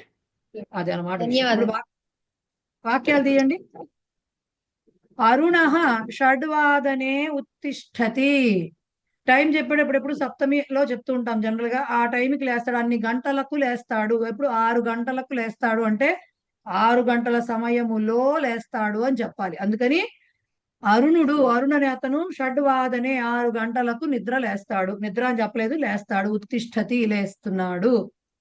మాత అష్టవాదనే ఉపాహారం కరోతి. అమ్మ 8 గంటలకు అల్పాహారము చేస్తున్నది. పిత సార్ధ-7 ఆగచ్చతి. తండ్రి సార్ధ-7 అంటే 7:30 గంటలకు వస్తున్నాడు. ఓకే, అలాగే స్వర్ణ పాదోన దశవాదనే నిద్రాతి. స్వర్ణ అంటే పేరు. స్వర్ణ పాదోన దశవాదనం అంటే 10 గంటలకు ఒక పావు తక్కువ అంటే 9:45. పావు తక్కువ 10 గంటలకు నిద్రిస్తున్నది. శ్వః ద్వివాదనే ఆచార్యః బోధయిష్యతి. శ్వః అంటే రేపు, ద్వివాదనే 2 గంటలకు, ఆచార్యః అంటే ఆచార్యుడు, గురువు, టీచర్ గారు, అదే లేకపోతే అధ్యాపకుడు, ఆచార్యుడు, బోధయిష్యతి. ఈ పదం ఇంకా రాలేదు, మీకు వస్తుంది. బోధిస్తారు అంటే రేపు క్లాస్ ఉంటుంది అంటే టీచర్ విల్ టీచ్ అని చెప్తాం కదా, అదనమాట. భవిష్యత్ కాలంలో చెప్పే రూపం అది. సో మన ఏమంటారు, ఆచార్యుడు రేపు 2 గంటలకు ఆచార్యుడు బోధిస్తాడు. ఫ్యూచర్ టెన్స్ అది. ప్రపరశ్వః భానువాసరః అస్తి. ప్రపరశ్వః అంటే శ్వః రేపు, పరశ్వః ఎల్లుండి, ప్రపరశ్వః అవతల ఎల్లుండి ఆదివారము. భానువాసరః అంటే ఆదివారము. అలాగే హ్యః వాదిరాజః గీతవాన్. వాదిరాజ అంటే వాడి పేరు, వాదిరాజ్ అనే పేరు వాడి. హ్యః నిన్న వాదిరాజు అనేవాడు గీతవాన్ పాడాడు. గీతవాన్ అంటే పాడాడు అని అర్థం. హ్యః నిన్న అది. అద్య గృహప్రవేశ కార్యక్రమః అస్తి. ఈ రోజు గృహప్రవేశ కార్యక్రమము కలదు, లేకపోతే ఉంది. అద్య ఈ రోజు. ఇదానీం కః సమయః. ఇప్పుడు టైం ఎంత, మనము టైం ఎంత అని అడిగేస్తాం మామూలుగా. సమయం ఎంత అంటాం, ఎంత అయింది ఇలాగే అడుగుతాం. ఈ సంస్కృతంలో అలా కాదు. సమయః అనేది పుంలింగం. ధాతోన అందుకే పంచవాదనమైంది. ఇప్పుడు నేను ఆన్సర్ అడగట్లేదండి, క్వశ్చన్ ఎలా అడుగుతారో చెప్తున్నాను నేను. సో సంస్కృతంలో అలాగ కాదు అడగాల్సింది. టైం ఎంత అంటే కిం సమయం అనకూడదు, సమయః పుంలింగ సమయం, సారీ పుంలింగ శబ్దం కాబట్టి కహ సమయః అని అడగాలి. సో ఇప్పుడు టైం ఎంత అయింది అని అడగాలంటే ఇప్పుడు ఎన్ని గంటలు అయిందంటే ఇప్పుడు సమయము ఎంత అని అడగాలంటే ఇదానీం కహ సమయః అని అడగాలి. ఇదానీం కహ సమయః అంటే ఇప్పుడు నా దీంట్లో ల్యాప్టాప్ లో 4:45 చూపిస్తోంది, అంటే పాదోన పంచవాదనం. ఇదానీం సమయః పాదోన పంచవాదనం అనేది ఆన్సర్ అవుతుంది. బట్ సమయః అడగాలంటే మాత్రం ఇదానీం కహ సమయః అని అడగాలి. ఓకే, అవి వాక్యాలు చెప్పారు. దీనికి సంబంధించిన ఎక్సర్సైజ్ కూడా మనం నెక్స్ట్ క్లాస్ లో చేసుకుందాము. చూసుకుని రావాలి కదా, మీకు ఆ నోటికి తిరగాలి కదా, మాటలన్నీ నోటికి తిరగాలి. సో చూసుకుని వచ్చిన తర్వాత అప్పుడు చేద్దాం. ఇక లాస్ట్ టాపిక్ సుభాషితం చెప్పుకుంటే లెసన్ అయిపోతుంది. ఎక్సర్సైజ్ పార్ట్ శుక్రవారం క్లాస్ లో చేద్దాం. తీయండి సుభాషితం తీయండి. న కశ్చిదపి జానాతి కిం కస్య శ్వో భవిష్యతి అతః శ్వః కరణీయాని కుర్యాద్ అద్యైవ బుద్ధిమాన్. న కశ్చిదపి జానాతి కిం కస్య శ్వో భవిష్యతి అతః శ్వః కరణీయాని కుర్యాద్ అద్యైవ బుద్ధిమాన్. కశ్చిత్ అపి, ఫస్ట్ స్ప్లిట్. కశ్చిత్ అపి అంటే కశ్చిత్ అపి, కస్య శ్వో భవిష్యతి అంటే శ్వః భవిష్యతి అనుకోవాలి. అలాగే కరణీయాని కుర్యాద్ అద్య ఏవ, అద్యైవ అవుతుంది. అద్య ఏవ ఏం చెప్తున్నారు? శ్వః కస్య కిం భవిష్యతి, శ్వః అంటే రేపు, కస్య ఎవడికి, కిం భవిష్యతి ఏవి జరుగుతుందో, కశ్చిత్ అపి ఎవడికి కూడా, నా జానాతి తెలియదు అంటే ఎవడు కూడా ఎరుగడు. రేపు ప్రొద్దుట ఎవరికి ఏం జరుగుతుందో రేపు అనే రోజున ఎవడికి తెలియదు. ఓకే, అతః అందుకని శ్వః కరణీయాని రేపు చేయవలసిన పనులు ఏవైతే ఉన్నాయో వాటిని బుద్ధిమాన్ బుద్ధిమంతుడైన వాడు అద్య ఏవ ఈ రోజే కుర్యాత్ చేయవలెను. ఓకే, రేపు ఎవరికి ఏమి జరుగుతుందో ఎవరికి తెలియదు కాబట్టి రేపు చేయవలసిన పనులు బుద్ధిమంతుడైన వాడు ఈ రోజే చెయ్యాలి అనేది దాని యొక్క తాత్పర్యం. రైట్, ఇక్కడికి మీకు అయిపోయింది. లెసన్ 3వ పాఠం అయింది. ఎక్సర్సైజ్ పార్ట్ తర్వాత చేద్దాము.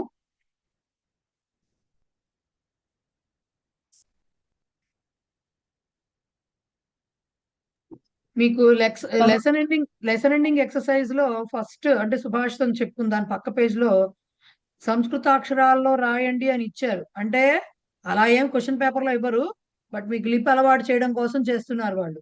ఇచ్చిందంతా కూడా సంస్కృత భాషే, బట్ తెలుగు లిపిలో ఇచ్చారు, దాన్ని దేవనాగరిలో రాయాలి మీరు.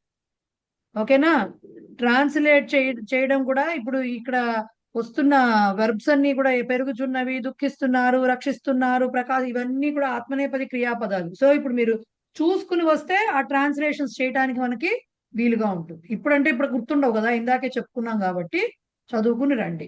రైట్, ఇంకా ఎవరైనా మాట్లాడాలా? కృష్ణఫణి చెప్పండి. ఒక్కసారి సుభాషితం ఎక్స్ప్లెయిన్ చేయరండి. ఫైన్.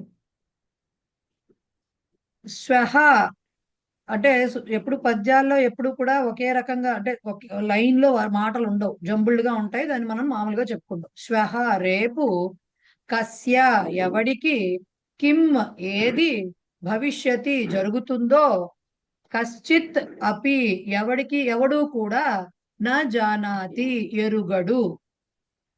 ఓకే, నా జానాతి ఎరుగడు.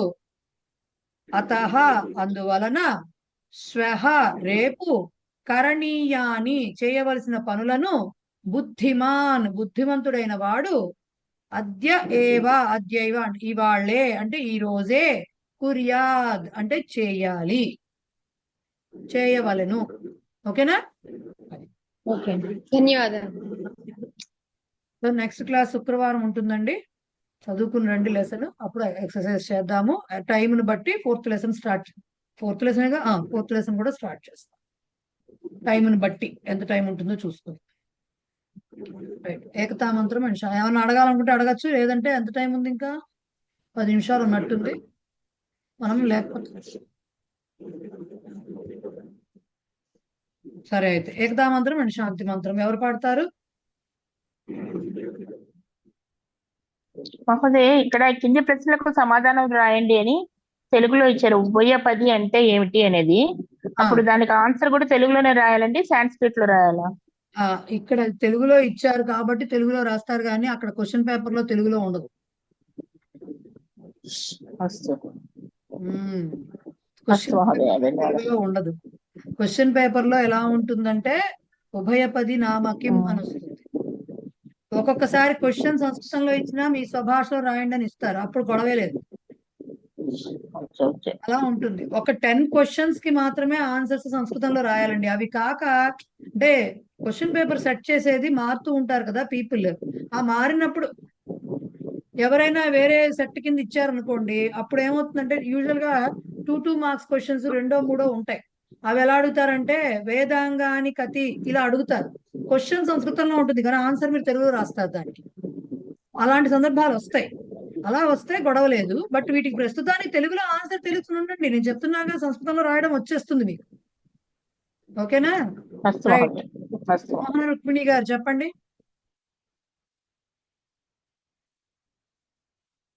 మోహన రుక్మిణి గారు అన్మ్యూట్ చేసుకుని చెప్పండి. కొంచెమే టైం ఉంది, గబగబా చెప్పండి. పంచవాదనం టైం ఉంది మేడం. పంచవాదనం, సప్తవాదనం, పంచవాదనం టైమింగ్స్ మేడం. తెలుగులో రాయచ్చా మేడం? తెలుగులో రాయాలా, రాయకూడదు, సంస్కృతంలోనే రాయాలి. నేర్చుకోవడం సంస్కృతం నేర్చుకోవాలా మేడం? సంస్కృతం అంటే సంస్కృతంలో నేర్చుకోవాలండి, మరి తప్పదు కదా. ధన్యవాదాలు మేడం. ఓకే, భవానీ చెప్పండి. అన్మ్యూట్ చేసుకోవాలి మేడం, అందరు మ్యూట్లో చెప్పండి.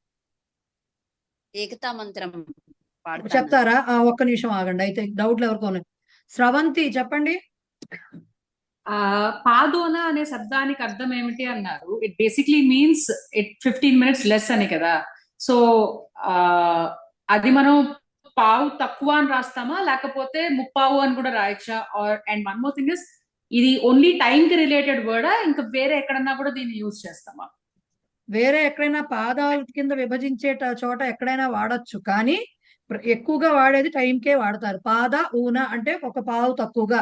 మీరు రాసేటప్పుడు కూడా తెలుగులో రాయాల్సి వచ్చినప్పుడు పావు తక్కువనే రాస్తారు. ఓకే, పాద. Okay, yes. నెక్స్ట్ సంధ్య చెప్పండి. మహోదయ, ఇక్కడ అయ్యే జానియే అని చెప్పి ప్రతి చాప్టర్ కి అయిపోయిన తర్వాత కొన్ని నార్మల్ గా రాసున్నాయి. విశ్వ విజ్ఞాన్ కో భారత్ కి దే సంస్కృత్ అవేం అక్కర్లేదు. అవేం చదవకూడదు. మనం చదువుకోవాలంటే చదువుకోవాలి అంతే. అంతే, ఊరికే ఏదో కథల పుస్తకం చదువుతారు, నవలు చదివినట్టు చదువుకోవడం తప్ప. ఉత్తరాణి ప్రతి లెసన్ లో కూడా లెసన్ ఎండింగ్ ఎక్సర్సైజ్ తర్వాత ఉత్తరాణి తర్వాత కొంత ఉంటుంది, ఉండి మళ్ళీ నెక్స్ట్ లెసన్ స్టార్ట్ అవుతుంది. ఆ మధ్యలో ఉత్తరాణికిను మళ్ళీ నెక్స్ట్ లెసన్ స్టార్టింగ్ కి మధ్యలో ఉన్న మ్యాటర్ ఏమీ అడగరు. ధన్యవాదాలు మహోదయ. Okay, right. ధన్యవాదాలు. Okay, yes. భవానీ గారు పాడండి ఏకతా మంత్రం అండ్ శాంతి మంత్రం. యం వైదికా మంత్రదృశః పురాణాః ఇంద్రం యమం మాతరిస్వానమాహుః వేదాంతినో నిర్వచనీయమేకం యం బ్రహ్మ శబ్దేన వినిర్దిశంతి శైవాయమీశం శివయిత్యవోచన్ యం వైష్ణవా విష్ణురితి స్తువంతి బుద్ధస్తదార్హన్నితి బౌద్ధ జైనాః సత్శ్రీయకాలేతి చ సిక్ఖ సంతః శాస్తేతి కేచిత్ ప్రకృతిః కుమారః స్వామీతి మాతేతి పితేతి భక్త్యా యం ప్రార్థయంతే జగదీశితారం స ఏక ఏవ ప్రభురద్వితీయః. ॐ सर्वे भवन्तु सुखिनः सर्वे सन्तु निरामयाः सर्वे भद्राणि पश्यन्तु मा कश्चित् दुःखभाग् भवेत् ॐ शान्ति शान्ति शान्तिः అస్తు, ధన్యవాదాः.